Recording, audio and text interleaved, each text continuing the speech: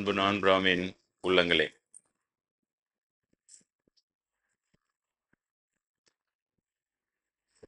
நான்பிராமின் கண்ணபிரானுடைய பிறந்த நாளுக்கு வருகை தந்திருக்கும் நான்பிராமின் நண்பர்களாகிய உங்கள் அனைவருக்கும் நான்பிராமின் சாமியார் ஆகிய என்னுடைய நான்பிராமின் கண்ணபிரான் பிறந்த நாள் வாழ்த்துக்கள்.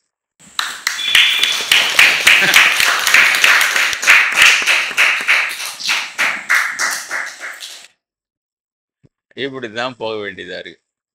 இது முன்னால இப்படிலாம் போகல.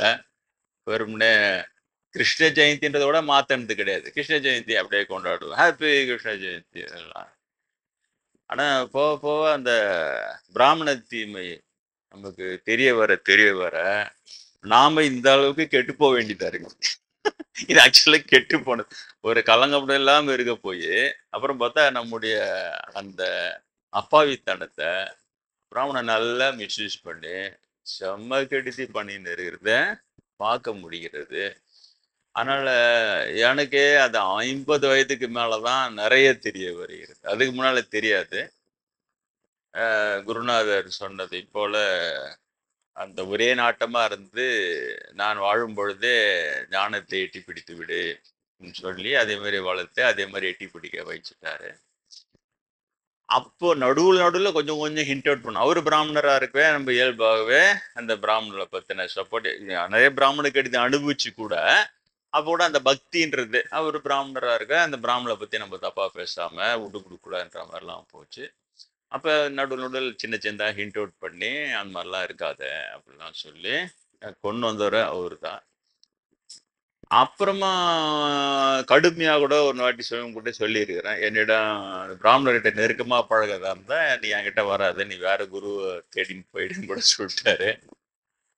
அப்புறம் கொஞ்சம் அதிர்ச்சியா இருந்த உடனே பின்னால உனக்கு நான் புரிய வைக்கிறேன்னாரு. இப்பதான் அவர் புரிய வைக்கிறாரு. புரிய வைக்க அதிர்ச்சிகரமா இருக்கு பிராமண தீமைன்றது. நீங்க நினைக்கிற மாதிரி இப்ப நான் சொல்லி புரிய வைக்கிறேன்ல உங்களுக்கு, அது கூட கம்மிதான். அந்த குருநாதர் சொல்றாரு இல்லையா, மிகப்பெரிய மனிதர்களின் சோகம் இந்த சமுதாயத்திற்கு இன்னமும் புரியவே இல்லைன்னர். ஒரு வகுப்புல பாரத நாட்டின் நீண்ட நாளைய சோகம் அதன் ஜாதி இன பிரிவுகளே. இந்த நாட்டின் மனிதர்களுக்கு சோகம் சுபாவம் என்ற தன்மையாகிவிட்டது. இதனால் மிகப்பெரிய மனிதர்களின் சோகம் இந்த சமுதாயத்திற்கு இன்னமும் புரியவே இல்லை. ஏன்னா அந்த மிகப்பெரிய மனிதர்கள் எல்லாத்தையும் கடந்துட்டு இருப்பாங்க.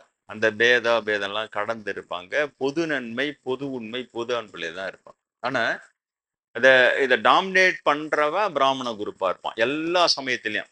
அங்க யூத சமயத்துல ஆரம்பிச்சு அங்க இயேசுவை கொலை பண்ணிட்டு இங்க ஓடியாந்து ஒரு குழு இங்க ஓடியாந்து இங்க சமண பௌத்தம் நுழைஞ்சு அப்புறம் எல்லாம் கல்லுல கட்டி கடல்ல போட்டு விஷம் வச்சு கொடுத்து யானையை விட்டு மிதிச்சு சுண்ணாம்பு கால் வச்சு சுட்டு இந்த கொடுமையெல்லாம் பண்ணி அப்புறம் அங்க இருந்து அதெல்லாம் தோத்தோன்னா இந்துடா நீ இப்ப இருந்துக்குன்னு இந்த குரூப்பே எப்ப பார்த்தாலும் அந்த ஆன்மீக பகுதியை டாமினேஷன் பொசிஷன்ல தன்னை வச்சுக்கும். ஏன்னா மக்களுக்கு அதிகமான நம்பிக்கை கடவுள் மேலதான் ஏற்படும், கடவுள் கோயில்ல தான் ஏற்படும். அதனால எங்க மக்கள் அதிகமா நம்புறாங்களோ அந்த பதில பாப்பம் போய் நின்றுப்போம். நின்றுன்னு ஒண்ணு அதுக்கப்புறம் மெதுவாய் முதல்ல அந்த இடத்த பிடிக்கிறதுக்கு அவ்வளவு வருஷம் ஆகும். 100 வருஷம் 200 வருஷம் கூட ஆகும். பொறுமையா பிடிச்சிடுவான். பிடிச்ச அப்புறம் கொஞ்சம் கொஞ்சமா இவனுடைய கெடுதி அது உள்ள ஏற்றி இதான் தர்மம், இதான் நம்ம சமயம் சொல்லுது, இதுதான் உண்மை அப்படின்னு சொல்லி அந்த போல் கேம் ஆடுவாங்க. இதே இவங்களுக்கு பழக்கம்.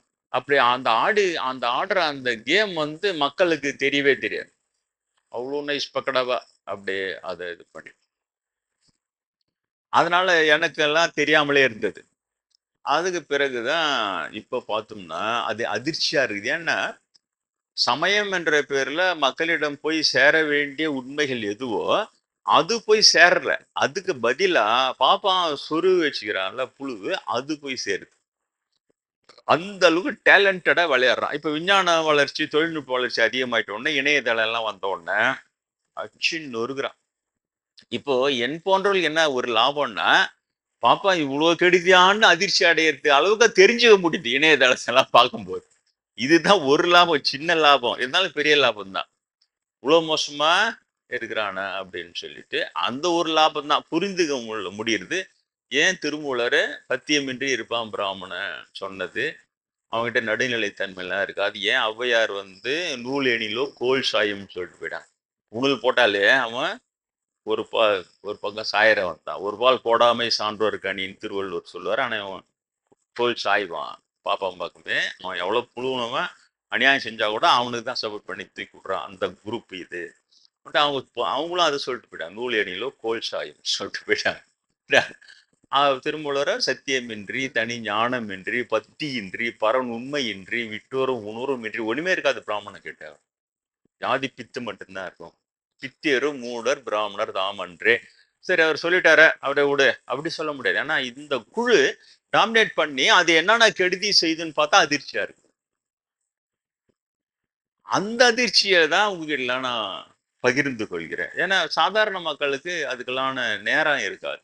அந்த அதிர்ச்சிகளை கண்டுபிடிக்கிறதுக்கோ அவைகளை தெரிந்து கொள்வதற்கோ அவைகளிருந்து விடுபடுவதற்கோ அவர்களுக்கு வந்து நேரம் இருக்காது. ஆனா பெண் போன்றது நேரம் இருக்குது, அதுக்குன்னே வரும். அப்போதான் அந்த இந்த கோல்டன் வேர்ட்ஸ்ன்றாங்கல்ல, மகானுடைய வார்த்தைகள் எவ்வளவு வந்து உண்மையான வார்த்தைகள், பெரிய வார்த்தைன்றது அப்பதான் புரியும். அப்பதான் பிரம்மேந்திரன் ஏன் அப்படி சொன்னாரு, மிகப்பெரிய மனிதர்களின் சோகம் இந்த சமுதாயத்திற்கு புரியவே இல்லைன்னு சொன்னார். ஏன்னா அவரு பிராமணர்கள் சுத்தி சரவண் பண்ணின்னு இருக்கிறாங்க. அவங்களுக்கு பாடம் எடுத்துன்னு வர்றாரு. ஆமா அரின்னு அவர் ஜாலரா போடணும், அவங்க எல்லாம் பணக்காரன் ஆயிட்டான் அவர் ஆசீர்வாதம் வாங்கி.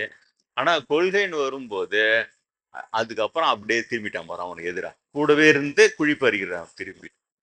அப்ப அந்த அதிர்ச்சிகரமான உண்மைகள் அது ஒண்ணு. இப்ப அதனால சமுதாயத்திற்கு ஏற்படுகின்ற நஷ்டம் என்ன?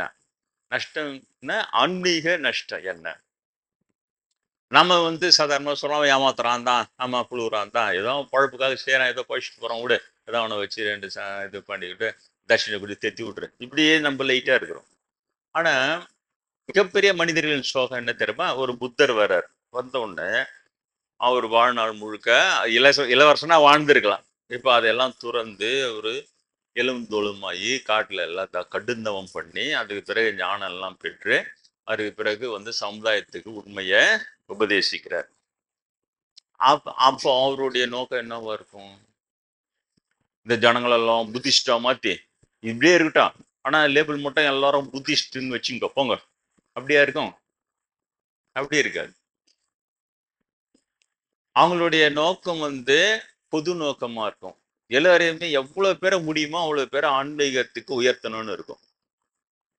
ஆன்மீகத்தை ஒரே பிறவிலே உயர்த்தவும் முடியும். ஆனா கிருஷ்ணர் போன்றவர்கள் அவங்களுடைய நோக்கம் என்ன சொல்ற, பல பிறவிகளுக்கு பிறகே ஒரு ஞானி உருவாகிறார். எடுத்த உடனே ஒரு ஞானி வர்றதில்ல, பல பிறவிகள் பிறந்து பிறந்து அதுல கொஞ்சம் கொஞ்சமா முன்னேறி ஒரு ஞானி ஒரு பிறவில ஞானி ஆகிறான். இப்படி இருக்கு. அவக்கூடி அவங்களுடைய எல்லாருடைய நோக்கமும் என்னவா இருக்கு? சமுதாயத்தை பக்குவம் இல்லவனுக்கு உடனடியா இப்ப நான்லாம் போனேன், எனக்கு முற்பிறவி புண்ணியம்லாம் நிறைய இருந்தது. ஏற்கனவே அம்மா எல்லாம் எனக்கு சொல்லியிருக்கிறாங்க, அது நீங்க உங்களுக்கு சொல்லியிருக்கிறேன். அப்போ நான் போன உடனே குருநாதர் பார்த்து உன்னைத்தான் தேடிக்கொண்டிருந்தேன்னு சொல்றாரு. அப்புறம் சொல்லி கொடுக்குறாரு, நான் வாழும் பொழுதே கடவுளை தேடுகிறவன் பாக்கியசாலி, அவன் அதிகமாக வேர்வை சிந்த வேண்டிய அவசியம் இல்லைன்னு சொல்றாரு. அப்புறம் என்னை போல இன்னும் கொஞ்சம் பேர் இருக்கலாம், அவருக்கு மட்டுமே தெரிந்த ரகசியம் அது உள்ள நோங்கி ஒரு எண்ணம் மட்டும்தான். இதெல்லாம் சீப்பான பாப்பம் புத்தி. அதுக்கிட்ட நம்ம ரெண்டு இருக்குது. இது மாதிரி மகானும் இருப்பாங்க, அவங்க சரவண் பண்ணிக்கிற பாப்பானும். நான்லாம் எப்படி போனா அப்ப அந்த சின்ன வயசு தான், 20 வயசு ரேஞ்சில் போறான் குருநாதர் கிட்ட.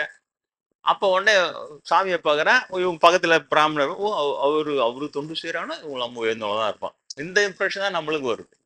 அப்புறம்தான் அவரு கொஞ்சம் கொஞ்சமா உணர்த்துறார் அப்படி இல்லை அப்படின்னு சொல்லி. அப்ப அந்த மாதிரி இப்ப என் போன்றவர்களுக்கு ஒரு 10 வருஷம்னு வச்சுங்களேன் குருநாதர்கிட்ட பயிற்சின்றது, அப்படி இறைநிலையிலே வழி நடத்துறாரு. கிட்ட வராதன்ட்டாரு. ஏன்னா கிட்ட வந்தா இவனுக்கு எடுத்துருவானுங்க, இவர் வந்து இவனை வளர்க்குறான்னு கண்டுபிடிச்சிட்டான்லாம் போதும், கெடுத்துருவானுங்கன்னு அவர் என்ன நினைச்சாரே தெரியல. இப்படியே நான் வழி அவர் அவ்வளவு பெரிய ஆற்றல், இறைநிலையில இருக்கிறாரு, இறைவனாக எதையுமே சொல்ல வேண்டிய அவசியமே இருக்காது. கிட்டத்தட்ட அவர் வகுப்பு போறது எல்லாருக்குமே தெரியும். எதையுமே அவர் கண்ணுல இருந்து தப்பிச்சதே கிடையாது. போய் உட்காந்த உடனே அவங்கவுங்க ஹிஸ்டரியை ஓடும் அவருடைய வகுப்புல. அப்படியே பேசுவாரு, நம்ம எண்ணத்துக்கு பதில் சொல்லுவார். அவ்வளவு பெரிய ஆற்றலா இருக்கவே அவருக்கு என்ன 10 வருஷம் ஆச்சு சாமி கிட்ட பேசி. இப்ப இன்னைக்காவது எப்படியாவது போயிட்டு எப்படி இருக்கீங்க சாமி அப்படின்னு ஒரு வார்த்தை அது கேட்டணும்னு ஒரு நாள் நினைச்சேன். அதையும் ஸ்டாப் பண்ணாரு. இப்பதான் ஒருத்தன் என்கிட்ட பேசணும்ன்றான் சொல்லிட்டேன். என் கூட இருக்கிறவங்கலாம் என்கிட்ட 24 நாள் பேசிட்டு தான் இருக்கிறானுங்க. அவங்களாம் உருப்பிட்டானுங்க. இப்ப இவன் தான் புதுசா வேற வந்து என்கிட்ட பேச போறான் சொல்லி அப்படியே ஸ்டாப் பண்ணிட்டாரு. என்னடா இது? அப்போ அவருடைய நோக்கம் நிறைவேறுச்சு.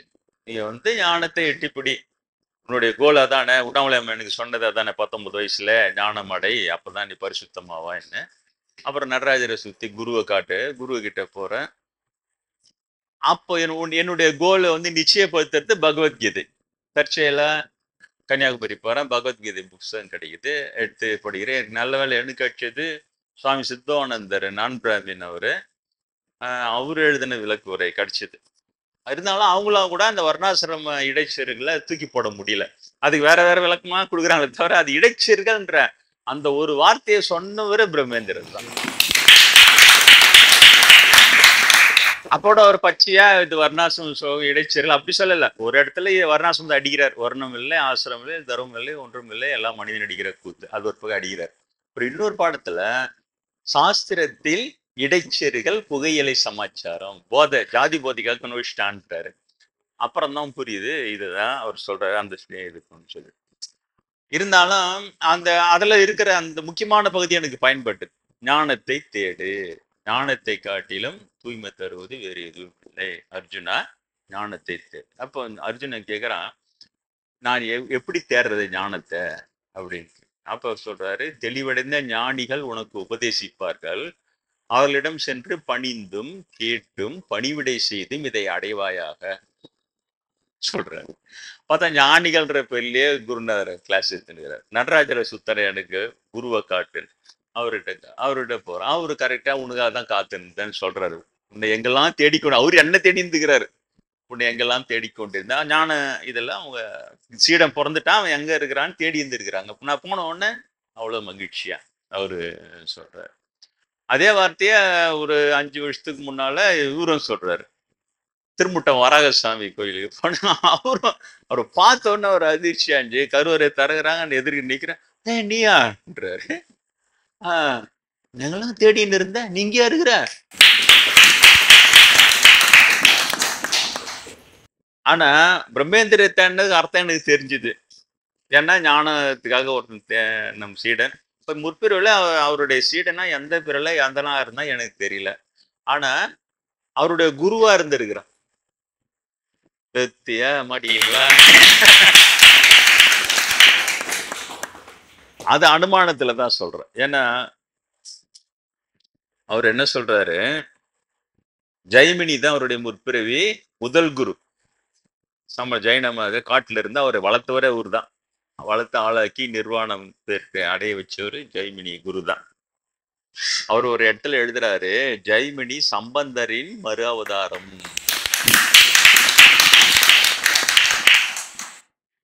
ஒரு இன்னொரு இடத்துல எழுதுறாரு, ஜெய்மினி மகாவீரரின் மறு அவதாரம். அங்க டேலி ஆகுது பாரு. ஆனா இன்னை வரைக்கும் நான் அதை சொன்னதே கிடையாது. சாமியினுடைய அந்த வரிசையில வரும்போது அப்போ ஒருத்தர் அவங்க 2 பேர் அவங்களுக்குள்ள பேசினாங்க. ஒருத்தர் வந்து சொல்றாரு, இவரு அப்ப நான் காவிலாம் போட்டுக்கிறேன், இவர் வந்து சாமி குருவா இருந்தாரு போன பிரிவுல. எப்படி சொல்றேன், நம்ம ஜெய்மினி இவரு தான் இப்பதான் சாமி சொன்னார் கிளாஸ்ல சொல்றாரு. ஆச்சரியமா இருந்தது எனக்கு, ஜெய்மினின்னு சொல்லிட்டு சொல்றேன். ஆனா அதை பத்தி பெருசாலாம் எடுத்துக்கல. எங்க போது அப்புறம் ஒரு வகுப்புல சொல்றாரு, குருவும் சீடர்களும் விளையாடுவார்கள். ஒரு பிறவியிலே குருவாக வருகிறவர்கள் இன்னொரு பிறவிலே தன் சீடனுக்கு அவர்கள் சீடராக வருவார்கள். இப்படி குரு சீட விளையாட்டை மாறி மாறி நடத்துவாங்கன்னு சொல்றாரு. இது அவங்களுக்கு விளையாட்டு. குருவே சீடரா வருவாங்க, திரும்ப இன்னொரு பிரிவுல அந்த குரு இவருக்கு சீடரா வருவாங்க. இந்த மாதிரி நிறைய இருக்குது. நான் சொல்ற உண்மையான சீடர் இவங்கள மாதிரி இந்த மடாதிபதி பீடாதிபதி பெரியவா நடு பிரிவா நடாத பெரியவா ஆர்டிபிஷியல் சிஷிய கோடிங்க இவங்கெல்லாம். இது நான் அதுக்கெல்லாம் போகவே இல்லை. இவங்க எல்லாமே செயற்கை, தெரியுதா? செயற்கையே என்னமோ பண்ணுவாங்க, அவ்வளவுதான். கடவுளை தவிர மீதி எல்லாமே இருக்கும். மீதி எல்லாம் இருக்கும், கடவுள் மட்டும் இருக்காது. தெரியுதா? துறவிக்கு வெப்பாட்டி முதல் கொண்டு இருக்கும், அளவுடுன்னு எழுதி வச்சுப்பான், அவ்வளவுதான். அதை விடுங்க. ஐயோ, சாமி சொல்றது இந்த இது. அப்போ புரியுறது அவங்களுக்கு. அந்த அந்த மாதிரி வந்து அவர்கிட்ட 10 வருஷம் கிட்ட இருக்கும். அதுல பாடம் நடத்திக்கினே வர்றாரு. அதுக்கப்புறம் நான் பிஇ முடிக்கவும் 2 வருடம் கடுமையான பயிற்சியா இருக்க சொல்றாரு. கொட்டாய் போட்டுக்கோ, கிடைச்சது சாப்பிட்டு 24 மணி நேரமும் பஞ்சாயத்து சொல்லின்னு சிவனியன் கடை. இவ்வளவுதான். பெருசா நீங்க நினைக்கிற மாதிரிலாம் ஒண்ணும் இல்லை. அவ்வளவுதான் இருந்தா அதுலயே 2 வருஷம் கடுமையா இருந்தா அப்புறம் அதுல தேடுறேன். தேறிட்ட உடனே அதுக்கு பிறகு நான் ஜெயிச்சிட்டேன் உடனே அப்பவே கிளாஸ்லயே சொல்லி, இந்த ஆகஸ்ட்ல தான், இதே ஆகஸ்ட் முதல்ல ஒரு ஞாயிற்றுக்கிழமை நாளைக்கா கூட இருக்கலாம். அந்த ஞாயிறு என்னால கண்டுபிடிக்க முடியல. எந்த ஞாயிறு நம்ம ஞான அனுபூதி அடைஞ்சோம்னு சொல்லிட்டு ஒருவேளை கண்டுபிடிச்சோம்னா அதே வந்து தாசு சுவாமி ஞான அனுபூதி அடைந்த நாள் அவங்க கூட கொண்டாடலாம். அந்த வருஷம் 1989ல அந்த ஒரு ஞாயிற்றுக்கிழமையில ஞான அடைஞ்ச. அப்போ எல்லாரும் எதிர்க்க சொல்றாரு, அவன் ஜெயித்து விட்டான்னு ஒருத்தன். யாருக்குமே புரியல யார் ஜெயிச்சா என்னன்னு தெரியல. ஆனா அவர் சொல்றாரு ஜெயிச்சிட்டான்.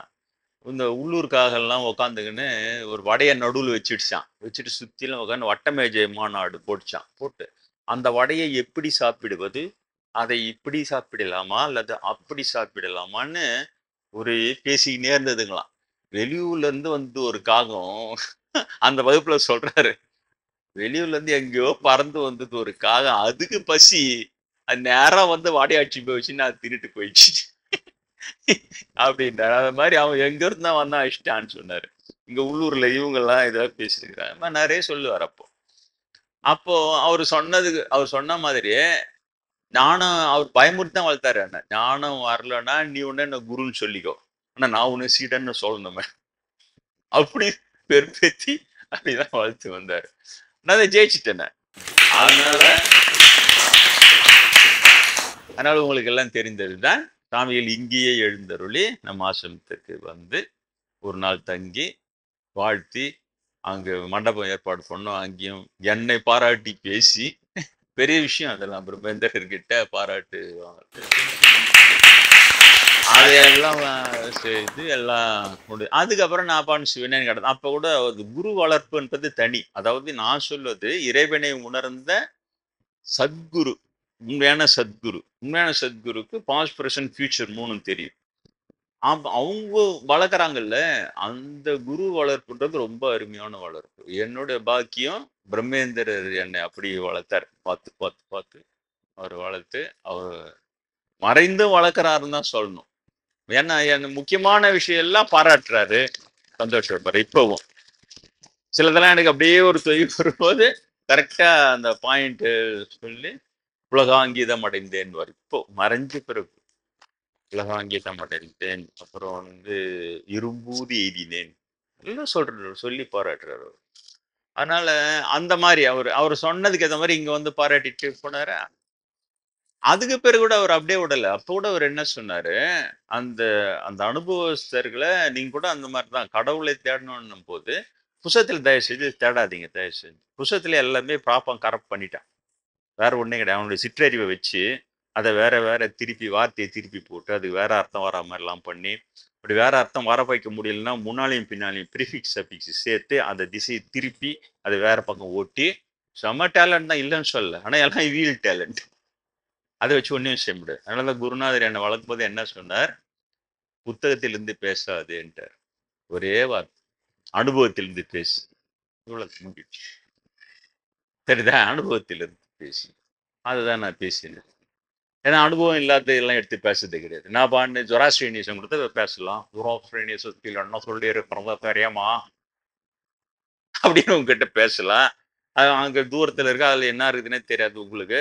நான் சுத்து தான் ஜொராஸ்ட்ரியனிசம். அப்புறம் சைனாவில் இருக்கிற கன்ஃபியூஷனிசம் தெரியுமா உங்களுக்கு?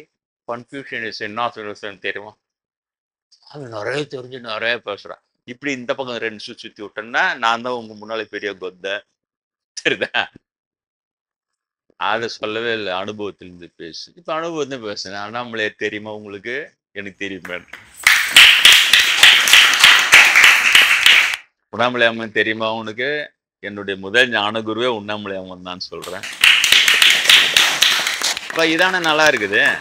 ஸ்டாண்டர்ட் பேட்டர்ன்ல கதா காலட்டும் கீர்த்தனாரம் முதலே ராமாயணத்திலே அப்படின்னு ஆரம்பிச்சு அப்பான்னு சாரளமா ஒரு சொற்பொழி சூப்பரா அது என்னத்துக்கு அது நிறைய பேர் இருக்கிறாங்க.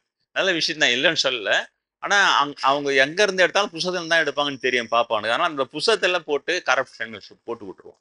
போட்டு ஒண்ணு அளந்து எடுத்து அளந்து இது பேசும்போது பாப்பாங்க எடுத்த விஷயத்த எடுத்து இதான் சாஸ்திரம், இதான் உண்மை, இதான் இந்து, நீ ஏத்துக்கலன்னா நான் இந்து விரோதி என்றுவான். புரியுதா? உங்களால தெரியுமா? உண்ணாமலே முன்னால வழிநடத்தப்பட்டு நான் பின்னால் உனக்கு ஞானம் அடை அப்படின்றாங்க. நீ ஞானம் அடைவா, ஏற்கனவே ரமணரா இருந்த சமாதானம் சொல்றாங்க. ஒரு ஒரு நாளும் ஒண்ணு சொல்றாங்க.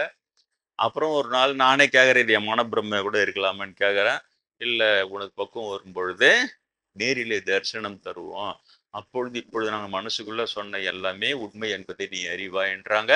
அதே போலவே ஞானானுபூதி எட்டு பிடிக்கிறேன் குருநாதர் கிட்ட போயிட்டு 10 வருஷம் பயிற்சியில 29 வயசுல ஞானானுபூதி எட்டு பிடிக்கிறேன். அதுக்கு பிறகு காவி போறேன், இங்க அமைதியாகிறேன். குருநாதர் சொல்றாரு, நீ இப்பொழுது கூட உடனடியாக பிரச்சாரத்துக்கு போவாதேன்னு சொன்னாரு. அனுபவத்தில் ஊற ஊற ஊறுகாய்க்கு ஊற ஊற சுவை அதிகம், அதுபோல் அனுபவத்தில் ஊறிக்கிடன்னாரு. சரின்னு அப்பவும் சைலண்டா தான், எல்லாருக்குமே தெரியும் நான் எப்படிங்க ஒதுங்கி இருப்பேன் அப்படின்னு சொல்லிட்டு. சரிதா? அதுக்கு பிறகுதான் என்ன சொல்றாரு, இப்படியே எவ்வளவு நாள் இருக்க போற, உன்னிடம் வருபவர்களுக்கு மாத்திரம் நீ கடவுளை பற்றி சொல்லலாம் என்றாரு. நீ இப்ப ஊர் ஊரா பிரச்சாரம் பண்ண வேண்டிய அவசியம் கிடையாது. உன்னை தேடி உன்னிடம் வருகிறல்ல அவங்களுக்கு மட்டும் கடவுளை பத்தி சொல்லுன்றார். சரின்னு உடனே சொல்றேன். இப்படி போகுது. இதுதான் சரியான வழி நடத்துதல். இப்ப இப்படி போயினே இருக்கும்போது தான் இணையதளம் அது இதெல்லாம் வருது. இப்பதான் அது உள்ள பார்க்கும்போது அதிர்ச்சிகரமா இருக்கு. என்னன்னா, இந்த பாப்பாரு கேம்ன்றது அவ்வளவு அக்கிரும்பா இருக்குது. அவ்வளவு, ஏன்னா இவனுக்கு தான் நடத்துறானுங்க எல்லாம். மடாதிபதி பீடாதிபதினு வச்சு அவங்களுக்கு கோடிக்கணக்கில் வச்சு அப்படியே ஒரு இது வெப்சைட்டை நடத்தி அதுக்கு அப்படியே இது பண்ணி அதுல இந்த புழுவுங்கள்லாம் சேர்ந்து ஆளுக்கு ஒன்று புழுவுது. அந்த மாதிரி இருக்குது. ஏடா இது உண்மையிலே உண்மையிலே உங்களெல்லாம் நினைச்சா எனக்கு சந்தோஷமாகுது. ஏன்னா நீங்க என்கிட்ட வந்துட்டீங்க. குறைஞ்சபட்சமா நீங்க இந்த இந்த பாப்பார புழுவால ஏமாத்தப்படாம கொஞ்சமாவது காப்பாற்றப்படுவீர்கள். அப்படிதான் நான் நினைச்சேன். இவங்களும் ஏதோ நீங்க புண்ணிய செஞ்சு, ஏன்னா சம்பந்தரா இருக்கும்போது அவருடைய சீடர்கள்ல 500 பேர் சீடர்கள். இந்த 500 பேரை காணும் இங்க. இன்னும் அவங்க வந்தாலும் ரொம்பிடும். தெரியுதா? ஆனா அதுல ஒரு பார்ட்டி நீங்க இருக்கிறீங்கல்ல, ஒரு பகுதி. அந்த 500 பேர் எப்படி இருக்கும் பாரு. அமக்கெல்லாம் எங்கேயோ பிச்சுன்னு போயிடும். 500 சீடர்களோட தான் அவர் சுத்துவார் சம்பந்தர். அந்த அந்த மாதிரி. அப்புறம் இதெல்லாம் பார்க்கும்போது தான் இன்னைக்கு பார்த்து கூட அவ்வளவு பகீரன்ச்சு. இன்னைக்கு கண்ணபிரான் பிறந்த நாளா இருக்கவே பிராமணர்கள் கண்ணபிரானுக்கு செய்து வருகிற துரோகங்கள்னு டாபிக் கொடுத்தேன் நான். சரி, அதுக்கான மெட்டீரியல்ஸ் எல்லாம் கலெக்ட் பண்ணி லைவ்ல இருக்கிறவங்களும் கொஞ்சோண்டு போட்டு காட்டி கொஞ்சம் உங்களுக்கும் அது விளக்கம் சொல்லலாம் அப்படின்ட்டு தாண்டி எனக்கு டைம் இல்லை. உண்மையிலே ரொம்ப டைட்டா இருக்குது. பாக்குற சன்னியாசி தான், அதனால ரொம்ப டைட்டா இன்னைக்கு மதியம் அதை போட்டு எல்லாம் பண்ணி ரெடி பண்ணி அப்புறம் இணையதளத்துல போய் அதை எடுக்கிறதுக்குள்ள போதும் நிறைய எடுக்கவே இல்லை மெட்டீரியல். இருந்தாலும் ஓரளவே சொல்லலாம் அப்படின்னு சொல்லிட்டு அந்த ஏற்கனவே நான் சொன்ன அந்த கீதாச்சாரம் அப்படின்னு சொல்லிட்டு ஒரு ஒரு விழியம் பண்ணியிருக்கிறேன். கண்ணபிரான் சொல்லாத கீதாச்சாரம் அப்படின்னு சொல்லிட்டு, கண்ணன் சொல்லாத கீதாச்சாரம்னு சொல்லிட்டு ஏற்கனவே யூடியூப்ல ஒரு விழியம் நம்ம வகுப்பு எடுத்து நான் போட்டுக்கிறேன். கண்ணபிரான் சொல்லாத கீதாச்சாரம். ஏன்னா அந்த பாப்பா என்ன பண்றான்னா, அந்த ஒரிஜினலா இருக்குது இல்ல, அது எல்லாத்தையுமே அவன் கரெக்ட் பண்ணி கெடுத்து விட்டுரு. இங்கதான் இல்ல, யூத சமயத்திலையும் கெடுத்தான் இல்லையா? அவங்களுடைய சாஸ்திரம் தோரா தான்.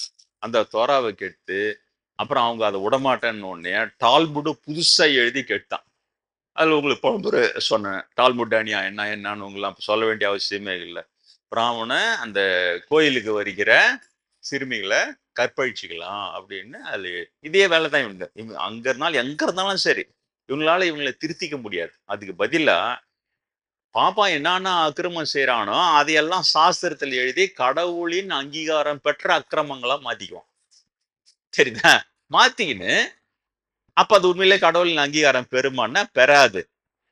அப்ப அவனே ஏமாத்திக்கிறான். ஏன் அப்புறம் அது கடவுள் அங்கீகாரம் பெற்றதா பெறலையான்னு அதை நேரடியா சொல்றதுக்கான ஆளும் இருக்காது. அதுக்கு பேர் த சைலண்ட் பீரியட் ஆஃப் ஸ்பிரிச்சுவலிசம், ஆன்மீகத்தின் மௌன காலம். அதை தெரிஞ்சு சொல்ற மகான்கள் வந்திருக்க மாட்டாங்க. அதனால இவன் கொடுக்குற விளக்கம், இவன் கொடுக்குற வாதம் ரொம்ப போச்சுன்னா நீ இந்து விரோதி, நீ யூத விரோதி, நீ சமண விரோதின்னு பழிய போடுறது, திடுக்கிட வைக்கிறது வச்சு அப்புறமா இவங்கெல்லாம் கும்ப கூடின்னு ரகசியமா ஓப்பனா கொண்டுன்னு இருந்தான். அப்போ இயேசுல இருந்து நான் சென்ட் பீட்டர் வந்த எண்ணெயில இருந்து நிறைய பேரை கொண்டுன்னு இருந்தான். ஓப்பனா கொலை பண்ண உடனே அவங்க பிரபலமாயிடுறாங்க. ஏன்னா இயேசு என்ன நிரூபிச்சாரு, மரணம் ஒரு பெரிய விஷயமே கிடையாது. இப்ப இயேசு கொன்னானுங்க, கொன்ன உடனே எவ்வளவு கொக்கரிச்சானுங்க, கொண்டுட்டோம் தேவகுமாரனா இவரு, தண்ணியே காப்பாற்ற முடியாத உன்ன எப்படி காப்பாற்ற போறான், இதெல்லாம் பண்ணானுங்க. ஆனா காலம் என்ன பண்ணுச்சு, யாரு ஜெயிக்க வச்சுது? இயேசுதானே இன்னைக்கு நம்பர் 1 உலகம் முழுக்க இருக்கு. சென்ட் பீட்டரை என்ன கொலை பண்ணும்போது, சென்ட் பீட்டரை கொலை பண்ணும்போது தலைகீழ சிலுவையில் அறிஞ்சு பண்ணானுங்க. பண்ண சொல்லி அவரே கேட்டார். ஏன்னா நேராவே பண்ண எனக்கும் குருவுக்கும் வித்தியாசம் எல்லாம் போயிடும், குருவுக்கு நம்ம எனக்கு வித்தியாசம் இருக்கணும், உனக்கு கடைசி ஆசை என்னன்னு கேட்குறானுங்க. தலைகீழா கொண்டு அப்பதான் வித்தியாசம் இருக்கும். அதே மாதிரி தலைகீழ இப்ப நான் என்ன கேட்டா போயிட்டேன், உயிரோட திரும்ப உங்க முன்னாலே உட்காந்துக்கிறேன். ஆனா கொல்லப்பட்ட சென்ட் பீட்டருடைய சதுக்கம் தான் இன்னைக்கு நம்பர் 1 போப்பாண்டவர்ல இருந்து இன்னைக்கு ரோம் நகரத்துல கொடி கட்டி பார்க்கறதே அதுதான். கொலை பண்ண பிராமணன் தான் செத்து போட்டான் இல்லையா? இப்ப புரியுதா? பிராமணன் எது வெற்றின்றான், ஆன்மீக புனிதர்கள் எதை வெற்றின்றாங்க, புரியுதா? பிராமணன் என்ன சொன்னா, இயேசுவ சென்ட் பீட்டர் எல்லாம் கொலை பண்றது தன் வெற்றின்னா, அவங்க அது தோல்வின்னாங்க. ஓஹோ, அது எப்படிய தோல்வி சொல்லுவோம், அதான் கொலை பண்ணிட்டோமா, இதோ காட்டுது இல்லையா? காலம் காட்டுன்றாங்களா, எதுவா இருந்தாலும் காலம் காட்டும், காலம் காட்டுது. காட்டுனா அவன் கொலை பண்ணவங்க பேர் கூட இன்னைக்கு யாருக்கும் தெரியாது. ஆனா இயேசு நம்பர் 1 புனிதரா தெரியறாரு. சென்ட் பீட்டர் இது இன்னைக்கும் சக்க போட்டுன்னு இருக்குது. இதுதான் வெற்றி, புரியுதா? ஆனா இவங்க திருந்தலையே, திரும்ப அங்க இருந்து இங்க ஓடியாந்து அப்படியே இருக்கா. அதாவது ஏதோ ஒரு பாட்டு கூட சொல்லுவாங்க, திருந்தாத ஜென்மம் இருந்தென்ன லாபம்னு கேட்கும். அது மாதிரி திருந்தாத ஜென்மம் இதுங்க திருந்தே அப்படியே தான் இருக்கு. என்ன பண்ணா தகவலை மறைச்சு புதுசா அப்படியே புதுச்சா பேசுறது, புதுச்சா பேசணும். அதே புத்தி தான் இருக்கு, அதே இதான் இருக்கு. அதனாலதான் நான் இவங்கள கூட நான் ரொம்ப தப்பு சொல்ல. அது இயற்கையை மாதிரி உருவாக்கி வச்சுக்குதுற. நீ ஏன் புலியும் சிங்கமும் இருக்கிற காட்டு அதுங்க அடிச்சு சாப்பிட்ற விலங்குகளா, அது தானே இயற்கை உருவாக்கி வச்சுக்கிறது. அது மாதிரி பார்ப்பான், அவ்வளவுதான். ஒரு ஈவில் கிளான் அது. அது உடனே புனிதத்துலதான் பிடிக்கும். அந்த புனித கோயில் சாஸ்திரம் எல்லாம் பிடிக்க வச்சுக்கின்னு அதுல ஈவில் கேம் ஆடும். அதனால இது ரொம்ப கொடிய ஈவில் பீப்புள் தெரியாது, அவங்களுக்கே தெரியாது, தன்னைத்தானே ஏமாத்திக்கிறது. இந்த மாதிரி அக்குறுமத்தை எல்லாம் கடவுள் ஒத்துக்குனாரு எழுதி வச்சிட்டோன்னே அவனே அவங்களுக்கு எல்லாம் ஒரு குஷி. பிறகு சொல்லிட்டார், யாரோ பிராமணன் உட்காந்தெல்லாம் தப்பில்ல, பிராமணன் உட்காந்தெல்லாம் ஒண்ணு போனோம், பிராமணனுக்கு அது பிராமண வார்த்தையை பிடிக்கிறது. முதல்ல பிரம்மத்தை இருந்த பிராமணன் அவன் எவ்வளவு உயர்ந்தவன்ற சொல்றதுக்காக சொல்லும், ரொம்ப புனிதமானவன், அவன் மனதினால் கூட அவனுக்கு தீங்கு நினைக்க கூடாதுன்னு சொல்றத போய் டக்குன்னு அப்படியே உள்ள நோஞ்சம் அப்படியே பாக்குறான். பார்த்தா பிராமணன்ற வார்த்தை சூப்பர் பிடிங்க, அவ்வளவுதான். பிடிக்கணும்னா இப்ப இவங்க ஓட்டல் கழிச்சடை இது எல்லாம் பிராமணன். இப்போ எங்களுக்கு அர்த்தம் செய்யக்கூடாது, எங்களா ராஜாங்களை நல்லா ஏமாத்தி சில சமயம் அந்த மாதிரி காமெடி பீஸுங்களை ஒரு பக்கம் கொடூரமாவும் இருக்குது. போக பார்த்தா இதுங்க காமெடி பீஸுங்களா மாறி போகுது. உண்மையில இது காமெடி. ஏன்னா சைக்காலஜிக்கலா அதை நம்ப வைக்கிறாங்க. அப்படிதான் அப்படிதான் அப்படிதான் அப்படிதான் இவ்வளவு பேரு தன்னை வசதியா சொல்லுது. பிரம்மேந்திர சொல்லுவாரு, ஊசியில கிடைக்கிற பெருமை என்ன, இப்ப காசா பணமா வாரிக்கும், சரிதா? நீ உழைச்சி உத்தமனாகி இறைவனால் அங்கீகரிக்கப்பட்டு இறை ஞானம் பெற்று இறை தரிசனம் பெற்று வர்றதுனா ரொம்ப கஷ்டம். அதை விட இப்படி பிடிங்கன்னா ஒரு பிராமணன் அப்படியே பிராமணன் பண்ண பிராமண வசதி, அவன் என்ன பண்ணாலும் அவனுக்கு இப்படியே பிடிங்கணும்னா ஓசியில வாரி சுருட்டுறது இது. அதனால எல்லாம் வாரி சுருட்டுறான். அது மாதிரி அந்த பிராமணன் வார்த்தையை பிடிக்கணும்னா எல்லாம் இப்ப அவங்களுக்கு ஆகி போட்டு, ஒரு பிராமணனுக்கு மனதின வாழக்கூடாது, திங்க நினைக்கக்கூடாது. அப்ப அது எங்க போய் முடியுது கடைசியில? இங்க போய் முடியுது. பிராமண சிறுமியை கற்பழிச்சான்னு உடனே அங்கிருந்து வர்றாரு ஒரு நீதிபதி, ஒரு சனோதனத்தை பின்பற்றவன் தப்பு செய்ய மாட்டானே, அவர் சனாதனத்தை ஃபாலோ பண்றவன் தப்பு செய்ய மாட்டான், அவன் எப்படி சிறுமையா கற்பழிச்சான், ஒரு தப்பு நடக்காதே. அப்ப என்ன பண்றது, அந்த தப்பை அப்படியே சனாதனத்துக்குள்ள ஏத்திக்க, இப்படி சைடுல ஏத்தின்னு ஒரு பிராமண சிறுமிய கற்பழிச்சாலும் உனக்கு பாவம் சேராதுன்னு உனக்கு டால்முட்ல சொல்லிடுச்சேன்னுவான். அதானே பார்த்தேன், தெரியுதா? அது டால்முட் அநியாயம்னு வச்சிருந்தேன், அது எங்க இருக்குதுன்னு தெரியல. இதே மாதிரி இருக்கும், இப்படியே இருக்கும். ஆனா உண்மையிலே கடவுள் ஒத்துக்கினாரா ஒத்துக்கலையா, அது பாவம் தானே அப்படியான்னு தீர்மானம் பண்ணிக்க முடியாது. அப்ப அது தப்பு, அது கடவுள் ஒத்துக்கல அப்படின்னு வந்து சொன்னவர் இயேசு 2000 வருஷத்துக்கு முன்னாடி. உன்னை சாவ இஷ்டம், அப்ப நாங்க தான் நகரிட்டோம். இப்படியே இருக்கும் இவனுடைய நியாயம். இது கடைசியில இந்த மனோவியாதி எப்படி எங்க போகுதுன்னா, உண்மையிலேயே முதல்ல அதிர்ச்சி அடைஞ்சது நான். ஆனா இப்பெல்லாம் எனக்கு உண்மையிலே சிரிப்பா அடக்கவே முடியல. இவங்க அடிக்கிற காமெடி உண்மையிலே சிரிப்பா, உண்மை தெரிஞ்சவனுக்கு இந்த பாப்பம் அடிக்கிற என்னடா இப்படி காமெடி பீஸ் ஆயிட்டானுங்க சொல்லிட்டு பிராமண சமுதாயம் இருக்கிறவங்களே இப்ப அது புரியுது. அவங்களாலேயே சகிச்சுக்க முடியல சில பேருக்கு, ஒரு சில பேருக்கு தான். அதுல ஒரு காமெடி பீஸ், ஒரு பாப்பம் அடிக்கிறான் இப்படி இப்படி உடம்புலாம் நாடோர பையன் வந்து என்ன கேட்டான், சுவாமி நான் பிராமணனாவோ பறக்கணும்னா போனான்டா, பிராமணனா பிறந்தாக கஷ்டப்படணும், நீ நாடோராவே இரு, அப்பதான் நீ பாவம் செய்யலாம், நீ ஜம்மனை கொடை குத்திலாம் வச்சுக்கோ, நீ பாவம் செய்யன்னு சொன்னேன், பிராமணனா பிறந்தா அதெல்லாம் செய்யக்கூடாது. முதல்ல அப்புறம் பார்த்தா உண்மையில நல்லா தனியா உட்காந்து சிந்திச்சு பாருங்க, உங்களுக்கு தனி ரொம்ப சிரிப்பு வரும். ரொம்ப பெரிய காமெடி பீஸ் இவனுங்க, தெரியுதா? நாடார பிறந்துட்டா அப்பதான் நீ நீ வந்து பிராமணா பிறக்கப்படலாம், நாடார போனா நீ பாவம் செய்யலாம், நீ குடி குத்திலாம் வச்சுக்கலாம் எல்லாம். இப்போ எங்க பாவம் எப்படி சாமி போறதோன்னு கேட்டான். எங்களை மாதிரி பிராமணாவுக்கு ஒரு ரட்சணை கொடுத்து ஒரு துணிமணி எடுத்து கொடுத்த நாங்க வந்து உங்க பாவத்தை நாங்க வாங்கிப்போண்டா.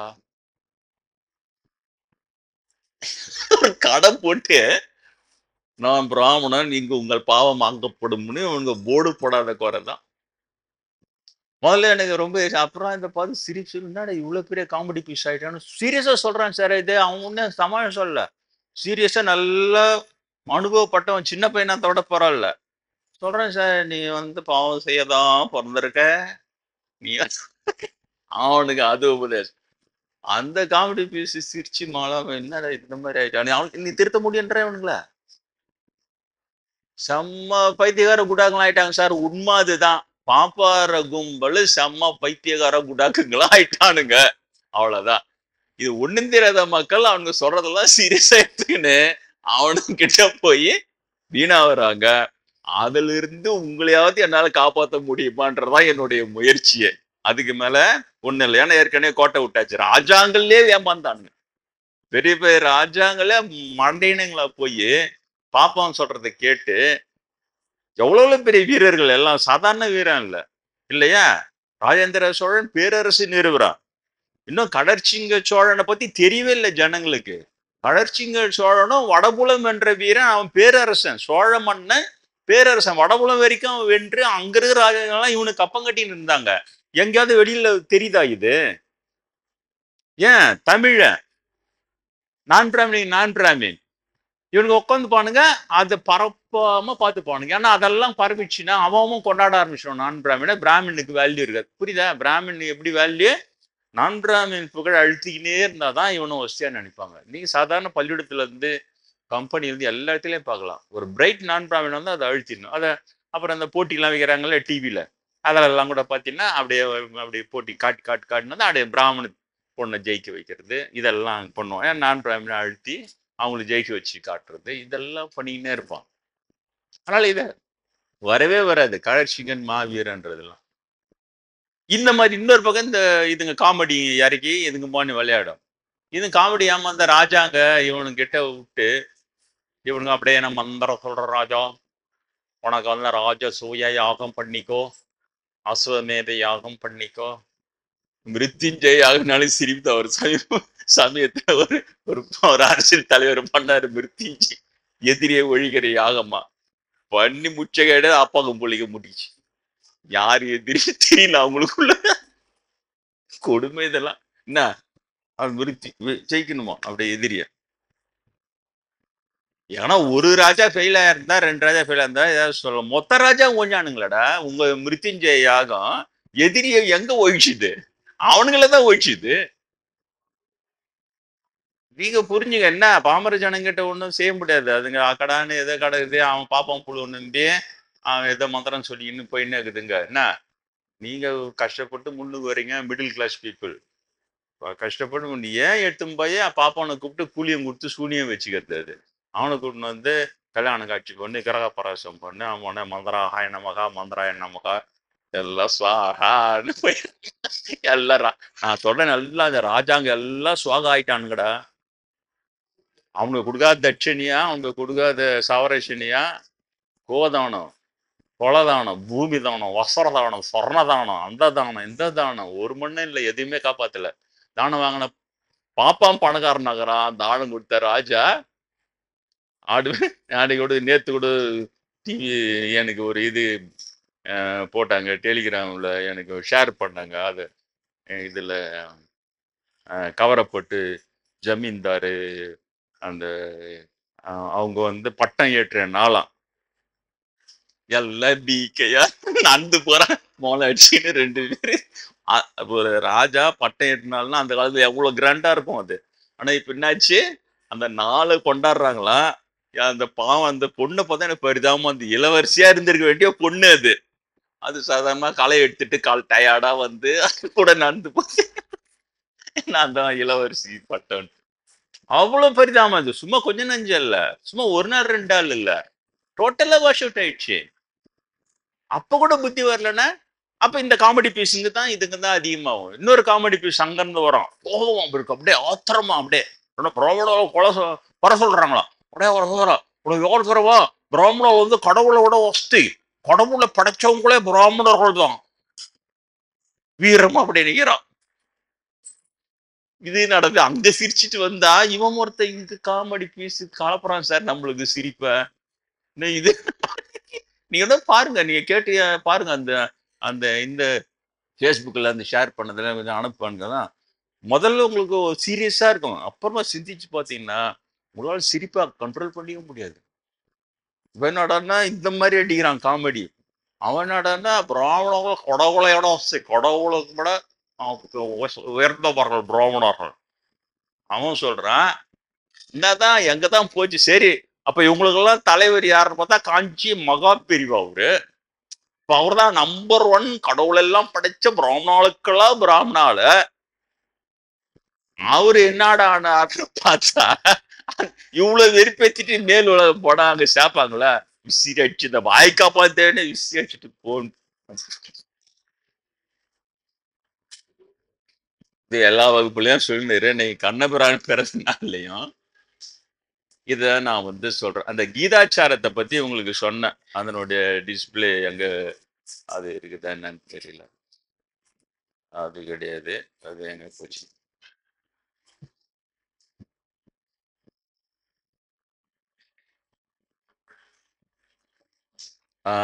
கண்ணன் சொல்லாத கீதாச்சாரம்.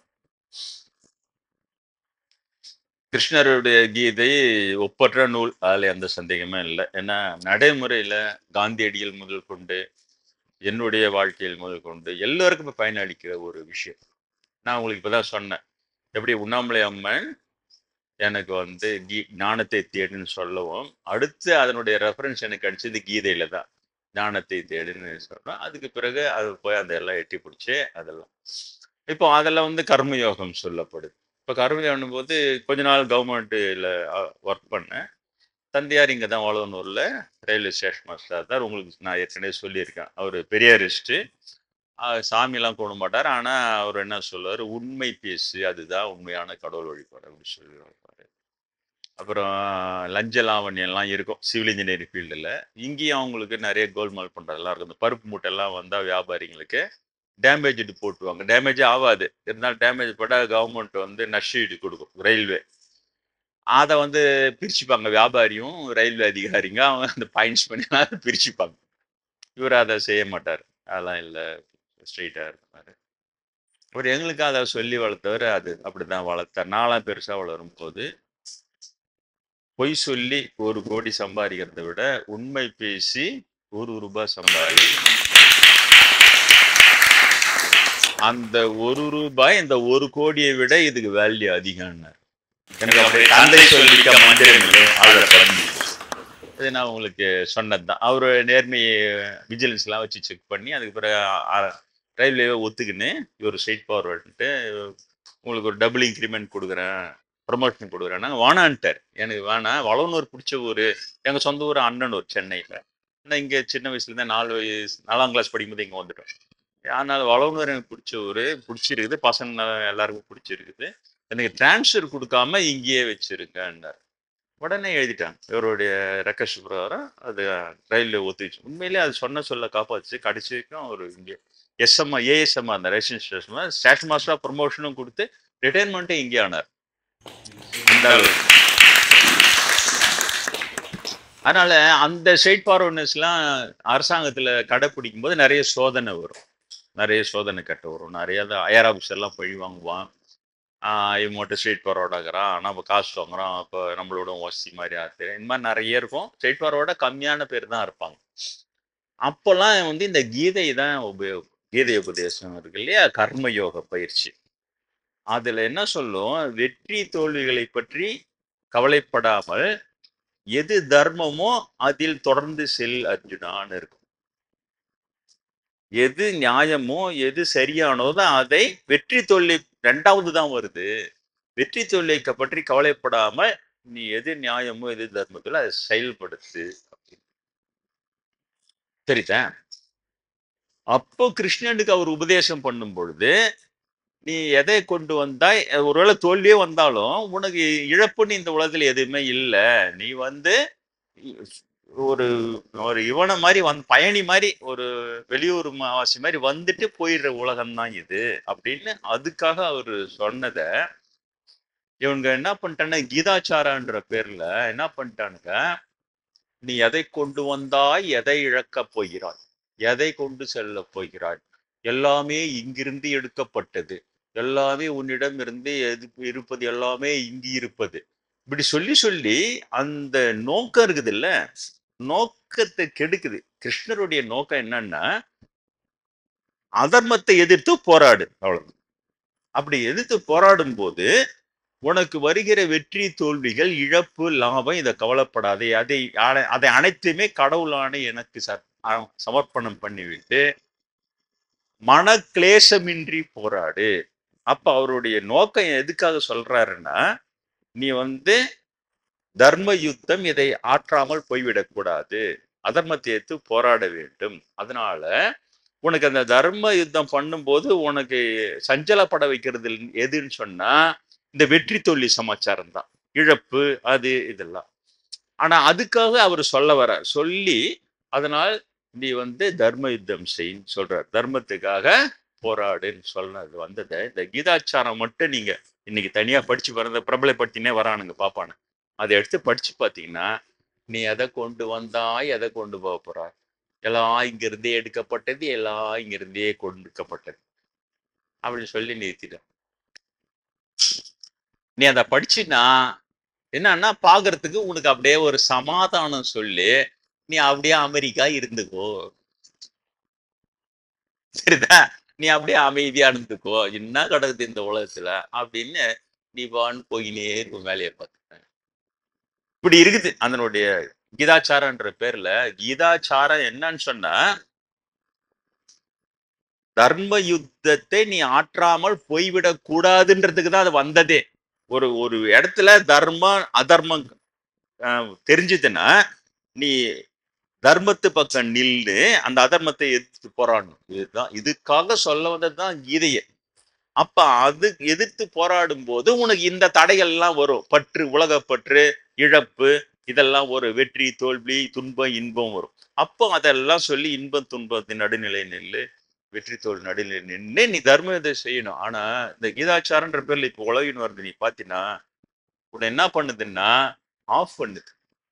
என்ன கிடக்குது இந்த உலகத்துல, எல்லாம் இங்க இருந்தே எடுத்துட்டா இங்க தேகது, என்னதான் யார்தான் மாறி போறான், எல்லாம் ஒண்ணுமே கிடையாது. அவன் சொல்லு நீ பாட்டுன்னு போயின்னே இரு. அதாவது பாப்பராட்டு விழுத்த கண்டுக்காத அப்படின்னு வந்து முடிக்குது.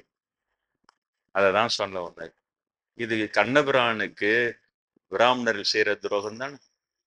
அவருடைய நோக்கமே உன்னை வந்து செயலின்மை செயல்படுவதை விட செயலின்மை கொடியதுன்றார். நீ வந்து தத்துவம் பேசிக்கின்னு நீ செயல்படாம இருக்காது, செயல்படு சொல்றார். கர்மயோகம் அப்படி சுவாமிகிட்ட போகும்போது அவரும் அதுதான் சொல்லுவார் என்கிட்ட. கர்மம் தான் உயர்த்தும், தவம் தாழ்த்தும், செயல்படுன்னு கூட எனக்கு சொல்லுவார். தவ வாழ்க்கைன்ற பேர்ல செயலின்மைக்கு போயிடாது அப்படின்லாம் சொல்லுவார் அவரும். அந்த மாதிரி செயல்பட வைக்க வேண்டிய ஒரு கீதைய இவங்க பாப்பானுங்க. இவங்க தான் அந்த வெப்சைட்ல இருந்து எல்லாத்தையும் பிடிச்சிக்கின்னு அதுல என்ன பண்றானுங்க, கிருஷ்ணர் சொல்லாத கீதாச்சாரத்தை கிருஷ்ணர் சொல்லதான் உனக்கிட்ட மண்டையில் ஏத்துறானுங்களா? தப்பு தானே. அதை தான் நான் சொல்ல. இது அந்த ஒரு துரோகம். அடுத்தது கிருஷ்ணர் என்ன சொல்றாருன்னு சொன்னா, கிருஷ்ணர்னு சொல்றேன் போக கண்ணன்னே மாத்திக்கிறாள். இஷி புஷ்லாம் வந்து கிடக்குது. கண்ணபிரான் கண்ணபிரான்னு சொன்னாலே நல்ல தமிழா இருக்குது. கண்ணபிரான் என்ன சொல்றாருன்னா, வேதங்கள் அனைத்தும் முக்குணமயமானவை. அவை மீண்டும் மீண்டும் உன்னை இந்த சம்சார பந்தத்திலேயே சுழற்றும். முக்குணமயம்னா உங்களுக்கு தெரியும் இல்லையா? ராஜசம் தாமசம் சத்துவன்னு 3 குணங்கள் தான் இருக்குது. அதனால இந்த வேதங்கள் அனைத்துமே இந்த 3த்திலேயே உன்னை சுழற்றிக்கிட்டே இருக்கும். இதை கடந்து போக விடாதுன்றார். முக்குணமயமானவை மீண்டும் மீண்டும் அவை முக்குணங்களை பற்றியே பேசும், இதிலேயே உன்னை சுழற்று. ஆனா ஒரு விடுதலை அடைந்தவன் என்னன்னா குணங்களை கடந்தவனாக இருக்க வேண்டும். குணங்களை கடந்தவனா, குணரகித்தன் சொல்றார். குணங்களை கடந்தவன், முக்குணங்களை கடந்தவனாக அர்ஜுனா. புரியுதா? அப்புறம் இன்னொரு இடத்துல என்ன சொல்றாரு, வேதங்கள் என்பவை மேலே வேறும் கீழே கிளைகளும் உள்ள தலைகீழான மரம். இதை உன்னை திரும்ப திரும்ப சம்சார பந்தத்தில் ஆழ்த்தும். ஞானம் என்னும் வாளால் இதை வெட்டி எறின்றார் சார் கிருஷ்ணர். ரொம்ப தெளிவா சொல்றார். இதை வெட்டி எறி அர்ஜுனா சொல்றார். வேதங்களை அறவே துவஜித்து விட்டு, அந்த வார்த்தையே போடுறேன், துவஜித்து விட்டுனா அறவே துறந்து விட்டு என்னையே முழுவதுமாக சரணடைந்திரேன்னா கடவுளையே முழுவதுமாக சரணடைந்து இயங்கு. சரணடைந்து சும்மா இருன்னு சொல்ல, இயங்கு. ஆனா இந்த வேதத்து பின்னால போவாத. இது வந்து மேலும் மேலும் உனக்கு சம்சார பந்தத்தை விரிவுபடுத்தி கொண்டே போகும். அதனால ஞானம் என்னும் வாளால் வெட்டி எறின்றாரு. ஆனா இவங்க எல்லாமே யார் எடுத்து எழுதுறான்? அதுக்கு உரையெல்லாம் வேதாந்த சொசைட்டி, வேதாந்தம், அத்வைதம், துவைதம், விசிஷ்டாத்வைதம் இவங்களே எழுதுறானுங்க. எழுதும் போது ஆண்கு அதை சும்மா விட்டுருப்பானுங்களா? சாதாரணமாகவே அழிவு போனவனுங்க. அதனால அந்த சஃபிக்ஸ் பிரிஃபிக்ஸ் சேர்த்து அதை திசை திருப்புறான். அப்ப அந்த முன்னுரையில என்ன எழுதுறாங்க, சிவானந்தர் இதுலயே அதுதான் எழுதுறாரு. வேதங்களின் சாரம் உபனிஷத்து. உபனிஷத்துக்கள் பசுக்கள் என்றால் கீதை கறந்த பாலாகிறது. பத்தியா? கீதை சொல்ல வந்ததே வேதங்களை கைவிடுன்னு சொல்றாரு. கர்மயோகம் மனதை நடுநிலையில் நிறுத்து, வெற்றி தோல்வி இன்பம் துன்பம் இதை பாதிக்க விடாதே. என குருநாதர் ஞான அனுபூதி சித்திக்க வச்சது எதுல தெரியுமா? நீங்க பாத்தீங்கன்னா பழைய இதுல எல்லாம் இருக்கும், பாதிக்கப்படாதவன் இறைவன் சொல்லிதான் எனக்கு ஞான அனுபவம் அன்னைக்குதான் சித்தியா. எதனாலும் பாதிக்கப்படாதவன் இறைவன். அப்ப நாமளும் வெற்றி தோல்வி இன்பம் துன்பம் இதனால் பாதிக்கப்படாமல் நம்ம நிலைநிறுத்தி கொள்ள வேண்டும். அந்த மெச்சூரிட்டி அன்னைக்கு வந்ததோ அன்னைக்குதான் அதை சொல்லி பாதிக்கப்படாதவன் இறைவன் சொல்லி எனக்கு ஞான அனுபவ சித்தி அடைக்க வச்சார். இதுதான் உண்மை. அப்ப அந்த பாதிக்கப்படாதவன் இறைவன் என்ற நிலையில இருந்து கொண்டு, பாதிக்கப்படாத நிலையில் மனதை நிறுத்தி கொண்டு, சரிதா, இன்பத்திலே துள்ளாதே துன்பத்திலே துவளாதே. கிருஷ்ணர் சொன்னது சார் இது. இன்பத்திலே துள்ளாதே துன்பத்திலே துவளாதே, யாண்டு மனநிலையை நடுநிலையில் நிறுத்து. அதனால என்னையே நீ பரகதியாக கொண்டிருந்தால் இவை இயல்பாக உனக்கு சித்திக்கும்னார். இறைவனே பரகதியாக கொண்டிருந்தால் அந்த இன்பம் துன்ப வெற்றி தோல்வி இதை பத்தி கவலைப்படாம நீ என்னையே எண்ணி செயல்படு. அப்படி சொல்ல வர அந்த இதுவை இவனுக்கு எப்படி திருப்புறானுங்க? வேதங்கள் ஆரம்பிச்சு, அந்த வேதங்கள் அவைகளின் சார உபனிஷத்து, உபனிஷத்து பசு, கீதை கறந்த பாலா, வேதையும் கூட லிங்க் பண்றாங்க பாரு. புரியுதா உங்களுக்கு? இதே தான். இப்ப இதை உங்களுக்கு இன்னைக்கு டிஸ்பிளேல காட்டுறதுக்கு எல்லாம் இன்னைக்கு தான் டைமே இல்லை. இன்னைக்கு போய் நெட்ல தேடுறேன், இதை அஷ்டம். இதை ஒரு சித்வானந்தர் உரை இருக்கிற ஒரு இது பிடிஎஃப் வெப்சைட்ல போனா அது இது வருது. இது இந்த உபனிஷத்துக்கள் இது. அதை ஸ்னாப்ஷாட் எடுக்கிறேன் சார் உள்ள கம்ப்யூட்டர்ல சாயந்தரம் 5 மணிக்கு. ஸ்னாப்ஷாட் எடுத்தோன்னா டக்குன்னு பிளாங்க் ஆகிடும். அவ்வளவு தூரம் என்ன ஃபாலோ பண்றானுங்க பிராமின் குரூப், பிராமின் டீம். என்னை எங்கெல்லாம் அடிக்கலான்னு பார்த்து கடைசி வரைக்கும் எடுக்க விடல. அந்த ஸ்னாப்ஷாட் எடுத்த உடனே டக்குன்னு அதை பண்ணி வேற வேற நீ அதை பண்ணி இதை பண்ணி அப்படியே ஒயிட் ஆயிடுது. அதுக்கு முன்னால பின்னாலுங்கிறது மட்டும் இருக்கு. சரிதா? டைம் இல்லை எனக்கு அதுக்கு மேல வேற என்ன புத்தகத்துல இருந்து எடுக்கிறது. சரி, வேற வெப்சைட்ல இருக்கும். இதை நம்ம எடுத்து போடலாம். இந்த வேதங்களை அறவே மேலே வேறும் கீழே கிளைகளும் உள்ள சம்சார விருஷம். இது பெரிய மரம் இந்த வேதம். உபநிஷத்து, வேதங்கள் மரம் என்றால் உபநிஷத்துக்கள் அதன் கிளைகள். இந்த மாதிரிலாம் சொல்லி அறவே வெட்டி எரின்னு சொன்ன அதை எடுக்கலான்னு போனா அந்த பாப்பார வெப்சைட் அவனுக்கு தானே வச்சுக்கிறான். இப்போ நீங்களும் நானும் அரிஸ்மால குப்சாமியா போய் கீதை.com எங்க டைம் இருக்கு? அவன் வீட்டுல அறவேறு சோறு.comக்கு அவன் போராடி கிடக்க வேண்டியது. ஆனா நம்ம ஆளுங்க அதுக்கிட்டலாம் போறதே கிடையாது. இவனுங்க தான் ஃபுல்லா, ஏன்னா வியாபாரமே அதில் தான். அது உள்ள போய் பார்த்தா ஏன்டா அதை படிச்சோன்னு இருக்கு. எல்லாத்தையுமே கரெக்ட் பண்ணி அப்படியே இந்த இவைகள் முக்குணமயமானவை, மீண்டும் மீண்டும் உன்னை முக்குணங்கள் இல்லையே இவை சுழற்றும், சம்சார பாந்தத்திலே இதை சுழற்றும், முக்குணங்களை கடந்த ஆகுகன்னு இருக்கிற அந்த தெளிவா இருக்கிற அதை அப்படியே என்னென்னமோ போட்டு அந்த வேதங்கள் முக்குணங்கள் எனக்கு சொல்றதுக்கே வரல. கச்சா முச்சான் அப்படியே படிக்கிறவங்களுக்கு இது புரியாது. நேரடி அர்த்தம் புரியாது. இது இவங்களுடைய இதே அங்கிருந்தே அங்க சென்ட் பீட்டரா இருந்திருக்கும் பொழுது எழுதியிருக்கிறேன். இப்ப பார்த்தா அது தெரியுது. சென்ட் பீட்டரா இருக்கும் போதே தோரால இருக்கிற உண்மைகள் தெளிவான உண்மைகள். பாப்பா அது உள்ள போது அதை சிக்கலாக்கி அது உட்பொருள் இருக்குது உனக்கு தெரியாத அதை உனக்கு புரிய வைக்கிறதுக்காக எங்களை கடவுள் அமைச்சுக்கிறான், புளி வச்சுக்கிறான்னு சென்ட் பீட்டரா இருக்கும்போது எழுதியிருக்கிறான். அது இன்னும் இருக்குது. அதில் உட்பொருள் மறைப்பொருளுக்கு ஒண்ணுமே வேலையே இல்லைன்னு எழுதிடுறாரு சென்ட் பீட்டர். வேலையே இல்லை. இவங்க பூந்து ஜனங்களை குழப்பி அதுக்கு உள்ள அர்த்தம் இருக்குதுன்னு இவங்க எஸ்டாப்ளிஷ் ஆகுறதுக்கு அப்படி பண்ணி வச்சுக்கிறானுங்க. அவங்களே தானே இவனுங்க. அப்ப நானே தானே சென்ட் பீட்டரு. அப்ப இவங்க இதே வேலையை இவங்க பண்றானுங்க, இதே வேலையை நானும் பண்ற போல சொல்றேன்.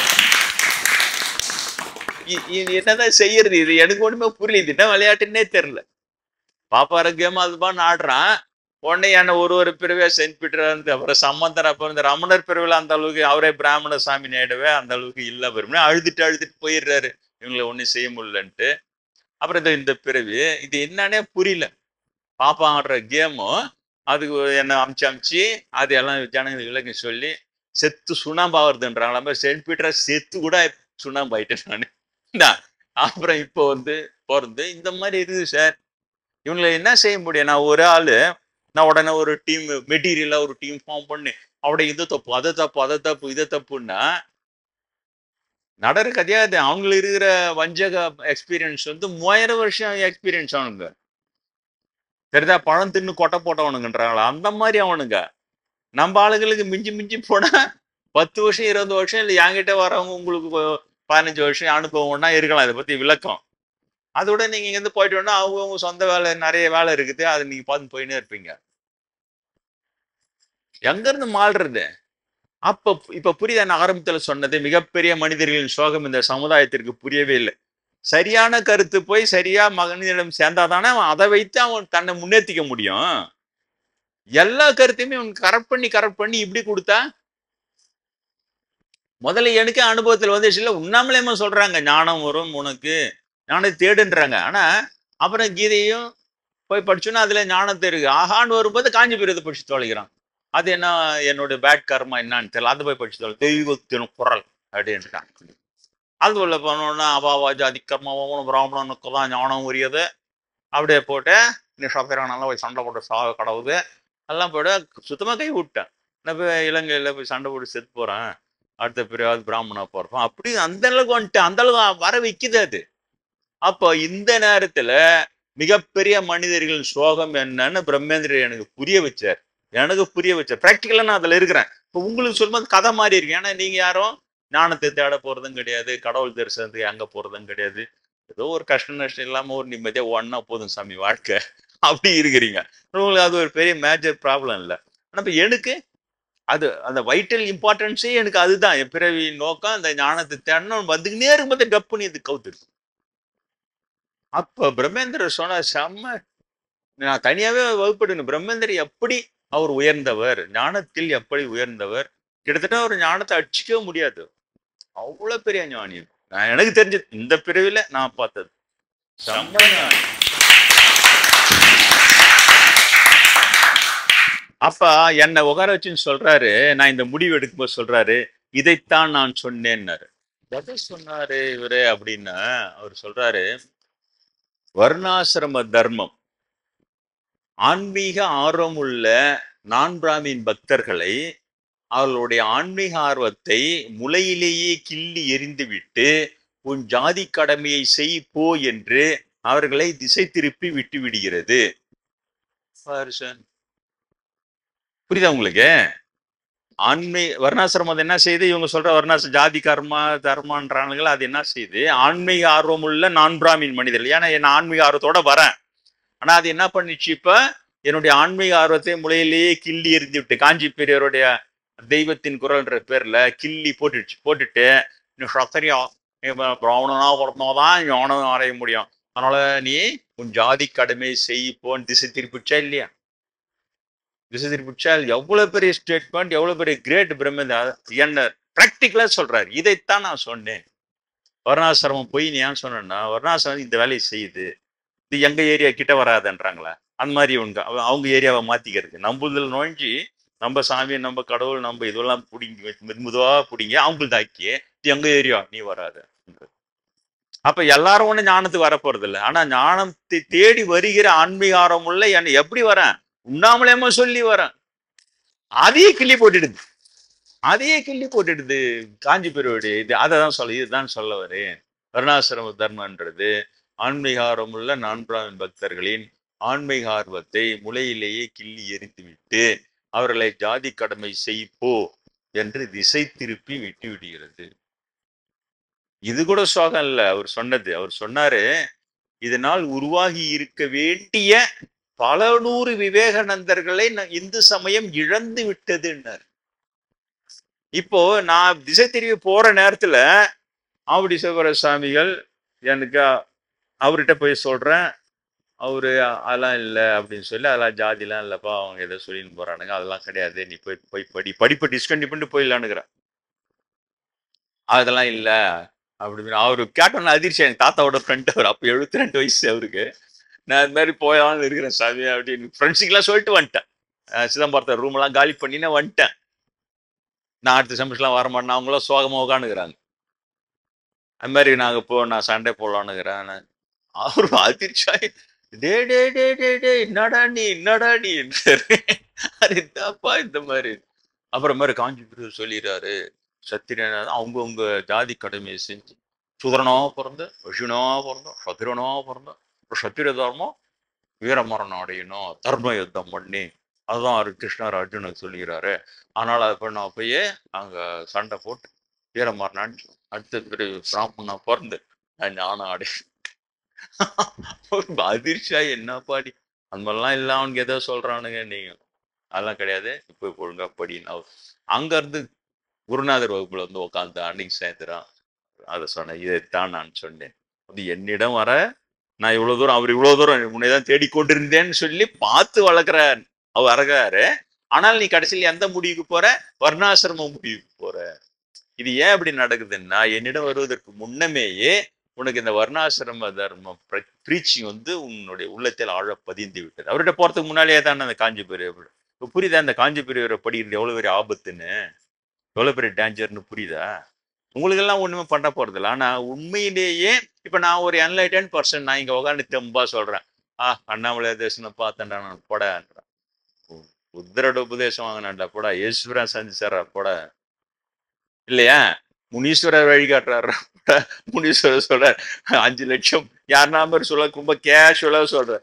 5 லட்சம் போகுது இந்த பிளாட்னு சொல்றாரு. அதே மாதிரி சரி உபேந்திர விவசாயம் 5 லட்சம் கரெக்டா 5 லட்சம் போகுது. அப்ப இவ்வளவு சொல்றான் இல்லையா? எல்லா கடவுளுமே உண்மையான இருக்கிற கடவுளுங்க. அந்த இருக்கிற கடவுள் அந்த பக்குவம் அடைந்த உடனே எலி வந்த பிரான் கருதுவார்க்கு ஆற்ற எலியான்னு கண்டான் அப்பர் சாமி சொன்ன மாதிரியே எளிமையா இருக்கிறாங்க. எப்ப இருக்கிறாங்க? எடுத்த உடனேவா? இல்ல. அந்த நிலைகள் எல்லாம் எட்டு பிடிச்சு அந்த பக்குவம் அடைஞ்ச பிறகுதான் 29 வயசுல ஞானம் வந்தாட்ட 39 வயசுல தான் அண்ணாமலையார் தரிசனம் தர்றார். உண்ணாமலை அம்மா சொன்னதுக்கு நிரூபிக்கிறாங்க இல்லையா? வருஷம் போறேன் போகாம போறேன்னு மட்டும் சொல்லி தடுத்துட்டாங்க மஞ்சமாதா. அப்ப கூட உண்மையே சொல்லல. 30 வருஷம் கழிச்சுதான் என் மகன்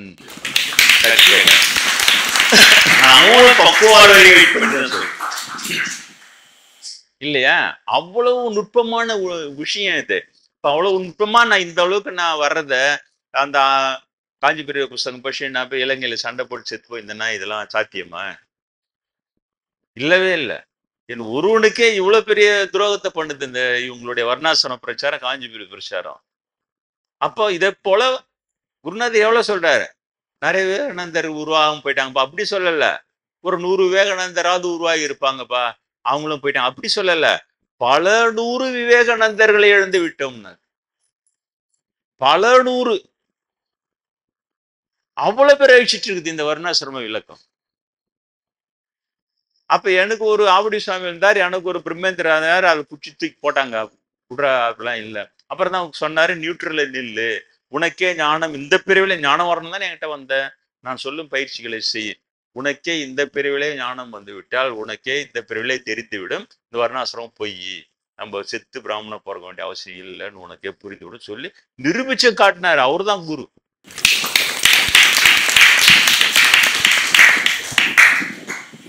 புரியுதா இப்ப உங்களுக்கு? நான் லெப்ட்னு அடிச்சுக்கிறது எதுக்குன்னா உங்களுக்காக மட்டும் இல்ல, இந்த அளவுக்கு இதை உண்மையை நல்லா கொண்டு போனாதான் இந்த அளவுக்கு பெரிய போல்கே மாற பிராமணன் இன்னைக்கு இணையதளத்துல இருந்து எல்லாத்துலயும் இவங்களுடைய இதுதான். எல்லாத்தையும் இப்படி இப்படி உல்டா பண்ணி திரி. ஏன்னா அவங்களுக்கு ஒரு மேட்ரே கிடையாது. ஞானம் வரணும்ட்டோ கடவுள் தரிசனம் பெற அவங்க ஒரு மண்ணும் கிடையாது அவங்களுக்கு. அதை வச்சு வியாபாரம் பண்ணோம்னா பிராமணன் வசதின்னு சொன்னாதான் அவங்க பிராமணன் மூலமா எல்லாத்தையும் செஞ்சு அவன் ஐஞ்சானா போனான். ராஜாங்க குடும்பம் இவ்வளவு பேர் ஐஞ்சான அரச வம்சம், ஒரு பிராமணாவது கொஞ்சோண்டு வருத்தப்பட்டிருப்பான். அவங்கக்கிட்ட புடிங்கி துணுமாடா, அவங்க தானே நம்மளுக்கு ஆதரவு கொடுத்தானுங்க, இப்படி அழிஞ்சிட்டானுங்களாடா. இப்போ ஒருத்தன் தீர கூட 3000 ஏக்கர் தானம் கொடுத்தான்ல அந்த சோழ மண்ணை, அந்த அவனுடைய வாரிசு அந்த இடத்துல மாடு மேய்க்குத. ஏன்னா 3000 ஏக்கர் ஏன்டா 3 ஏக்கர் அவனுக்கு கொடுத்துருப்பான்ல இவனுங்க. 3 ஏக்கரை நீ வச்சுக்கோ, பயிர் செஞ்சு சாப்பிடு. 30 ஏக்கர் வச்சுக்கோ, நீ ஒரு வசதியான இரு. வரவே வர சார் அவன் தான் பிராமணன். அவன் கர்மா அப்படி போயிட்டான்னுவான். எது கர்மான்னா உன்னை வச்சு யாகம் பண்ணி சம்ஸ்கிருத மந்திரம் ஓதினான் பாடுறா, அதான்டா அவன் கர்மா. அதான் அவன் கர்மா. கூலியம் கொடுத்து சூனியம் வச்சுக்கின.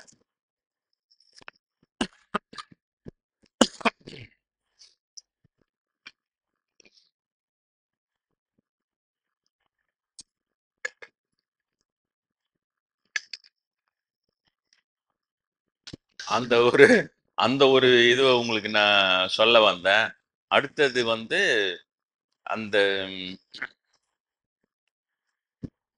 இத பிராமணர்கள் எப்படி ஸ்ட்ராங் பண்றோம் அந்த பொய்ய, எப்படி அந்த கிருஷ்ணரை ஃபர்ஸ்ட் ஆஃப் ஆல் அவரே நான் பிராமி யாதவ குலத்தை சேர்ந்தவர்.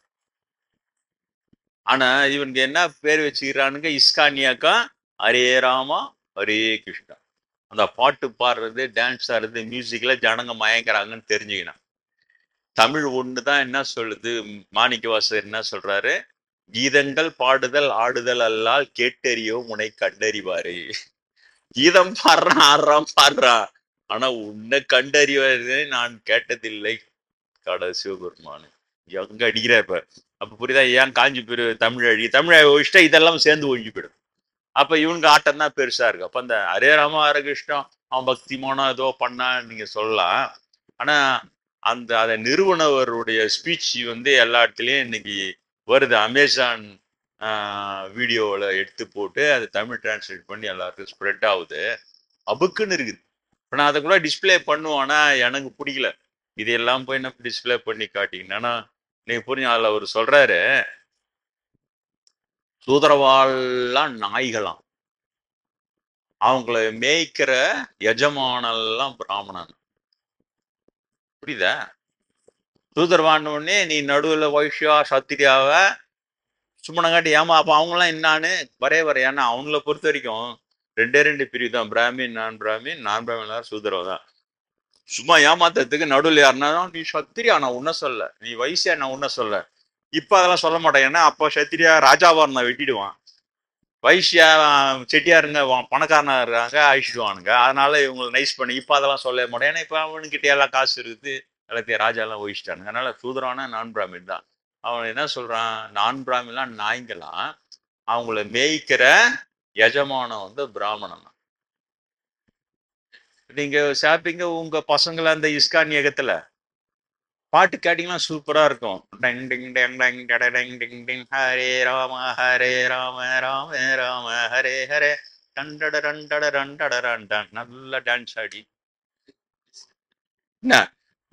நாங்கள்லாம் நாய்ங்கந்தான், பிராமணன் தான் எஜமானம் தான் அப்படின்னு மேட்டு போட்டு பாடி கிடக்கலாம். அதுக்குதான் அர்த்தம். அது பின்னால் பேக்ரவுண்ட்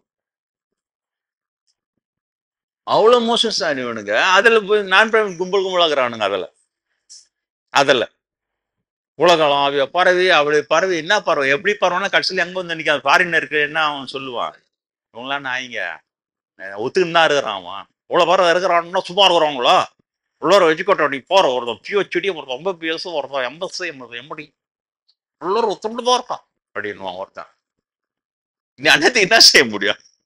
சரிதா, அவனுக்கு தூக்கி போட்டத கவின்னு இருப்பான் அவன். அப்ப கீழ் மட்டத்தில் இருக்கிறவனா சிந்திக்க விட மாட்டான்.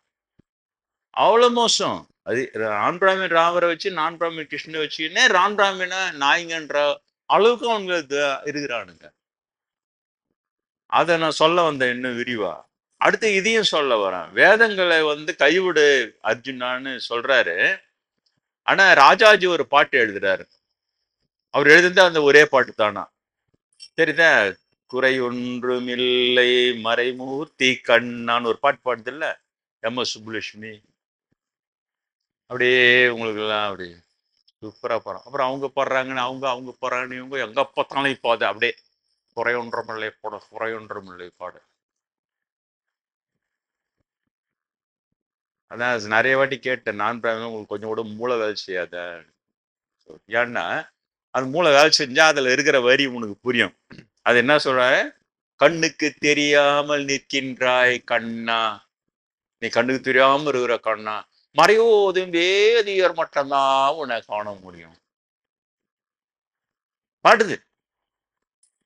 எல்லாம் அப்படி கண்ணுக்கு பிராமணம் மட்டும்தான் உன்னை பார்க்க முடியும். பிராமணம் அது எப்படி சிம்பாலிக்கா அலங்காரம் பண்றாங்களா, அந்த திரைக்கு பின்னால அந்த வேதியர்கள் எல்லாம் அலங்காரம் பண்றாங்களா, நீ கண்ணுக்கு தெரியாம நிக்கிற வேதியர் மட்டும்தான் உன்னை பாக்குறாங்க, நீ அப்படி எடுத்துக்கணுமா? ஓ அது அலங்காரம். ஆனா நிஜத்துல என்ன ஊற வைக்கிறான் ராஜாஜி, பிராமணம் மட்டும்தான் கிருஷ்ணரை பார்க்க முடியும், பிராமணம் மட்டும்தான் கிருஷ்ணரை பார்க்க முடியும்னு நான் பிராமின் வாயாளிய பாட வச்சு நான் பிராமின்ல டான்ஸ் ஆட விட்டு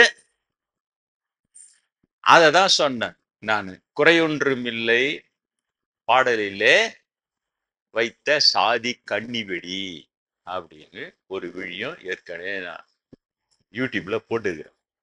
இப்போ இந்த யூடியூப் வீடியோத்தை ஜஸ்ட் டிஸ்பிளே வரவங்களுக்கு, லைவ் பார்க்குறவங்களுக்கு ட்விட்சில் லைவ் கொடுக்குறேன் இல்லையா, அது சும்மா ஒரு ஸ்னாப்சாட் மாதிரி எடுத்து அதை போட்டு சொல்லலாம்னு சொல்லிட்டு என்னுடைய அந்த யூடியூப் வீடியோ சேனல்ல நான் போட்ட இந்த எவ்வளவு வருஷம் ஆகிப்போச்சு, அதனால அதை தேடுறதுக்குன்னு அதுல சின்னதா ஒரு லென்ஸ் படம் வச்சிருப்பான், அதை கிளிக் பண்ண இந்த சேனல்ல இருக்கிற வீடியோ நான் அதை வந்து குறையொன்றும் இல்லை பாடலில் வைத்த கன்னி வெடின்னு போட்டு கொடுக்குறேன். அப்படி ஒரு வீடியோவே இல்லைன்னு. அது எனக்கு நிறைய 300 வீடியோக்கு மேல இருக்குது, இது எங்கடா தேடுறதுன்னு. மீதி எல்லாம் காட்டும், அதுல போட்டோம்னா ஹிண்ட் அவுட் போட்டோம்னா அது ஒரு வார்த்தை இருந்தாலே அதை எடுத்து காட்டிடும் இதெல்லாம் இருக்குது. அப்படி குறையொன்றும் இல்லை பாடலில் ராஜாஜி வைத்த கன்னி வெடின்னு போடுறேன், குறையொன்றும் இல்லை பாடலில்னு மட்டும் போடுறேன், அப்படி ஒரு வீடியோவே இல்லை.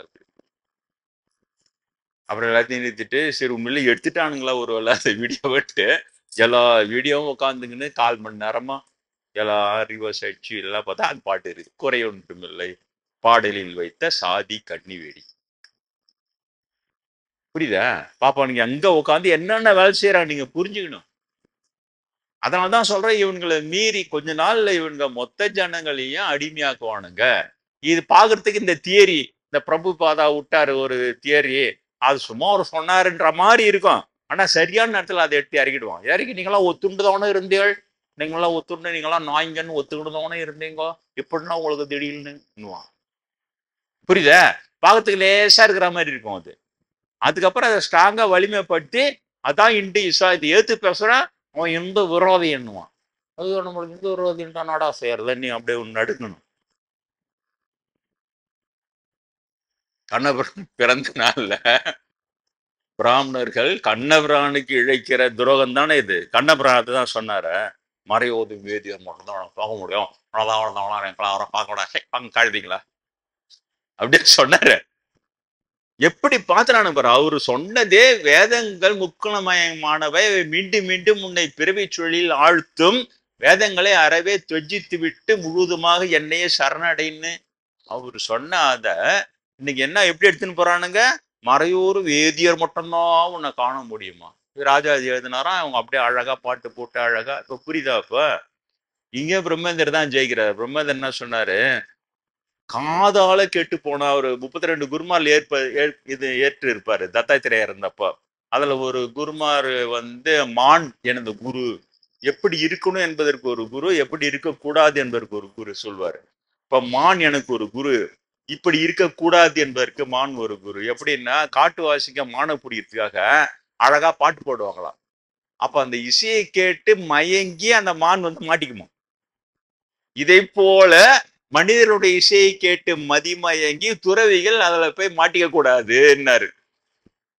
தத்தாத்திரேயரா இருந்த பின்னாளில் பிரம்மேந்திரராக வந்த குருனு. புரியுதா? இப்ப இசையை கேட்டுதானே மயங்குறாங்க எல்லாம். குறை ஒன்றுமில்லை எம் எஸ் சுப்புலட்சுமி பாடினா அவ்வளோ நல்லா இருக்குது, கேட்கறதுக்கு நல்லாதான் இருக்குது. ஆனா என்ன அர்த்தம், உள்ள எங்க போய் மாட்டிக்கிறாங்க, பிராமணம் மட்டும்தான் கடவுளை பார்க்க முடியாது, நாங்களாம் பார்க்க முடியாது அப்படின்னு நம்மளே ஒத்துக்குன்னு அவனுக்கு கையெழுத்து போட்டு கொடுத்து அவனுக்கு பட்டயம் எழுதி கொடுத்து அச்சாரம் பண்ணி வைக்கிறது. அது கொடுத்தா கிருஷ்ணருக்குடைய நோகத்துக்கு நேரு விரோதம் தானே அது. கண்ணபிரான் பிறந்த நாளாக இருக்குவே உங்களுக்கு நியாயத்தையெல்லாம் என்னால் முடிந்த வரைக்கும் நிறையவே இருக்கிறது.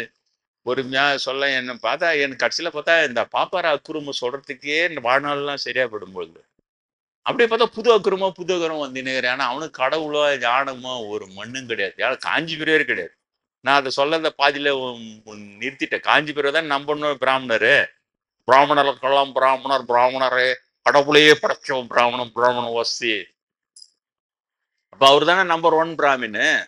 அவர் தானே கடவுள் ராஜ்யத்துக்கெல்லாம் வேணும். அவர்கிட்ட கடவுள் ராஜ்யத்துக்கு அங்க போனோம், ஓ கடவுளையே படைச்ச பிராமணருக்கு முகப்பெரிவாவே அப்படின்னு அவரை கூப்பிடணும், அவரை வரவேற்கணும். ஆனா என்ன நடந்தது, என்ட்ரன்ஸ் கேட்ல அந்த வாயில் காப்பாந்தேமே சொயட்டி விசிறி அடிச்சது இல்ல. நான் பார்த்தேன்னு, நான் பார்த்தேன் காமிச்சானே. நான் சமஸ்கிருதம் தெரியாது, சனாதன தர்மத்தை கடைப்பிடிக்கிறவா அவளா. சனாதன தர்மம் சரியான தர்மம் தான். அது எல்லாமே பிராமணன் வந்த உடனே அது கரப்டட் ஆயிடுது. எல்லா தர்மமும் எல்லாத்திலையும் அவன் பொய்ய நோய்ச்சி இதான் சனாதனமா வேற ஒன்றத்தை காட்டி அதான்னுவான். நீ அது இல்லைன்னு போது நீ சொலவர்கள் விரோதி அப்படின்ட்டுவான். அங்க அப்படிதான் பண்ணா. யூத சமயத்து விரோதி நான் இயேசுவிய தெரியுதா. இங்க அப்பரிய துரோகின்னா. இந்த மாதிரி இவனுங்க எவ்வளவு நாள் இவன்கிட்ட ஏமாற போறீங்க? எவ்வளவு நாள் இதே மாதிரி பாப்பார புழு ஏமாந்து இயேசுவை கொலை பண்றதான் அப்புறம் கொடுமைப்படுத்த மொத்த ஜனம் பார்த்துன்னு தானே இருந்தது, வேடிக்கை பார்த்துனது. ஒருத்தனாவது போய் கேட்டாட, ஏன் அப்புறம் இந்த அளவு கொடுமைப்படுத்த என்ன அப்படி செஞ்சுட்டாரு, சிவன் இருக்கிறது உண்மைன்னாரு. எவன் கேட்டான்? காந்தியை சுட்டுத்தாள்னா எவ்வளவு தைரியமா இருந்தா காந்தியை சுட்டுத்தோம்னா முன்னாடியே சுட்டுத்து கொண்டு இருக்கணும்னு பேசுதுங்க பாப்பாத்தீங்கன்னா எவ்வளவு திமிரு தெனாவட்டில் இருக்கும். அப்ப ஜனம் அறியாமையில கம்முனுக்குதுங்க. ஏன்னா இந்த மாதிரி ஒரு அமைப்பை ஏற்படுத்தி அதுக்கு ஒரு கும்பல் சேர்த்து வச்சுக்கிறான், அதுக்கு வன்முறை பயிற்சி கொடுத்து வச்சுக்கிறான். ஆனா யாரா போனா உன்னை ஏவிடுண்டா, அவங்கள அப்படியே பண்ணிடுவோம், நீ அவ்வளவுதான்டான்றான். இதுங்களை ஆடு மாடு மாதிரி அவன் சொல்ற மாதிரி பாயுதுங்க. என்ன பண்ணுவ? யோசிங்க, சிந்திங்க. அதனாலதான் சொல்றேன், உங்க குழந்தை குட்டி பேரம் பத்தி எல்லாம் ஜாகிரதையா இந்த அமைப்புன்ற பேர்ல பிராமணன் ஏற்படுத்தி வச்சிருக்கிற இந்த இதுல சேர்க்காதீங்க. அது அவருக்கு அப்படியே ஒருத்தன் எடுத்துன்னு இதை நீ மொத்த அமைப்புகள் சொல்லுவியா? யான்டா சொன்னேன்? எனக்கு ஏன் சொல்லணும்னா தழையுது. ராமபிரான் தரிசனம் பெற்றவன் நானே, ஆஞ்சநேய பெருமானிடம் நேரடி உபதேசம் பெற்றவன். சீதா பிராட்டி எனக்கு அருள் செய்தேன்னு சொல்லி சின்ன வயசுல காட்டின அந்த கட்டடம் தான் இன்னைக்கு எழுந்து வந்து இருக்குது. நான் எதை சொல்வேன், ராமபிரான் பேர்லயும் ஆஞ்சநேயர் பேர்லயும் அட்டூழியம் பண்ற குரூப்பை தயாரிப்பீங்க நீங்க, அதை பார்த்துன்னு கம்முன்னு இருக்கணுமா? ஹரே ராம ஹரே கிருஷ்ணான்ட்டு நீங்களாம் நாய்ங்கன்னுவீங்க, அவமானப்பட்டீங்கன்னே அதை வாழ்த்தின்னு வருவீங்க, அதை பார்த்து நான் கம்முன்னு இருக்கணுமா? குறைஞ்சபட்சம் என் மக்களையாவது நான் எச்சரிக்கை பண்ணி காப்பாற்ற தான் செய்வேன். சரிதா? அவ்வளவு அறிவாளிங்களா இவங்க? அப்படியே எந்த மத விரோதம், எந்த மத விரோதம் நொந்து மரது எனக்கு என்ன அதை கிடக்குது. ஆஞ்சநேயருடைய ராமநாம பஜனை செய்யறவன் ராமபிரான் தரிசனம் பெற்றோம், அவ்வளவுதான். உன் சர்டிஃபிகேட் எடுக்கிறதுக்கு அழுகி போனவங்க சர்டிஃபிகேட் அவன் நல்லவன்னு சொன்னாதான் அப்பதான் எனக்கு ரொம்ப யோசிப்பேன் எங்க தப்பு பண்ணிட்டுக்கிறோம். அவ்வளவு மோசமான கும்பல் அது. சரிதா? அதனால ராமர் பேரால, ஆஞ்சநேயர் பேரால, சிவன் பேரால, அம்மை பேரால நிறைய உருவாக்குவான் இவன். அதெல்லாம் நம்பி போய் நம்ம பக்தியா வளர்ந்து நம்ம குழந்தை ஒண்ணு சேர்த்து தொலைச்சிடாதீங்க. அடியார்களை ராமபக்தியில கொலை பண்ற கும்பலை உருவாக்க ராமர் பேரால. சரிதான்? இயேசு யூதர் தான், இயேசு தேவகுமாரன்னாரு, யூதர்ல வச்சு அவளை கொலை பண்ணான் பாருவான். அவ்வளவு மோசமான கும்பல் அது. இப்ப நான் எச்சரிக்கை பண்ணாம நான் என்ன செய்ய, உண்மை தெரிஞ்சுடுச்சு எனக்கு. அதே மாதிரி இவங்க சொல்ற மாதிரி பிராமணம் வசதினா காஞ்சிபுரிய தேறி இருந்தா பரவாயில்ல, ஒருத்தரா தேறி இருந்தா பரவாயில்ல. எனக்கு ஏன் கடவுள் காட்டுறா? உங்ககிட்ட சொல்லுவன்ட்டு தானே காட்டுறான். காஞ்சிபுரம் விசிறி அடிச்சுது அந்த வாயில் காப்பாத்து, எச்சரிக்கை பண்ணிச்சு. உனக்கு மதிப்பு மரியாதை எல்லாம் பூலோகத்துல தான், நீங்க வச்சுக்கூடாதுன்னுச்சு. அது வரைக்கும் பார்த்தனே நானு, காமிச்சானே எனக்கு. இப்ப நான் சொல்லத்தானே செய்வேன். அதனால அது புரிந்து கொள்ளுங்கள், உங்க நன்மைக்காக தான். இப்ப இவ்வளவு தூரம் தரிசனம் பெற்று இவ்வளவு தூரம் வந்து இப்ப என்னுடைய லாபம் இதுல என்ன இருக்குது? யாருக்காக இவ்வளவும் சொல்றேன்? புரிந்து கொள்ளுங்கள். புரியுதா? இவங்களுடைய சாமர்த்தியவாதம், ட்ரிக்ஸ் பண்ணி பழி போடுறது, வெப்சைட்டு பூரா புழுவா ஏத்துது, அதை டில்ட் பண்ணி அதுக்கு வேற அர்த்தத்துக்கு திசை திருப்புறது, எதுவுமே அவங்க உபயோகப்படாது. காஞ்சி பெரியவரே தேரல, இதுல எக்ஸ்பர்ட் நம்பர் 1 அவர் தான். தேரல பாரு, எதுக்கு இப்ப அங்க போறீங்க? சரிதான்? உளமாற கிருஷ்ணான்னு சொல்லுங்க, உளமாற கண்ணபிரானேன்னு சொல்லுங்க.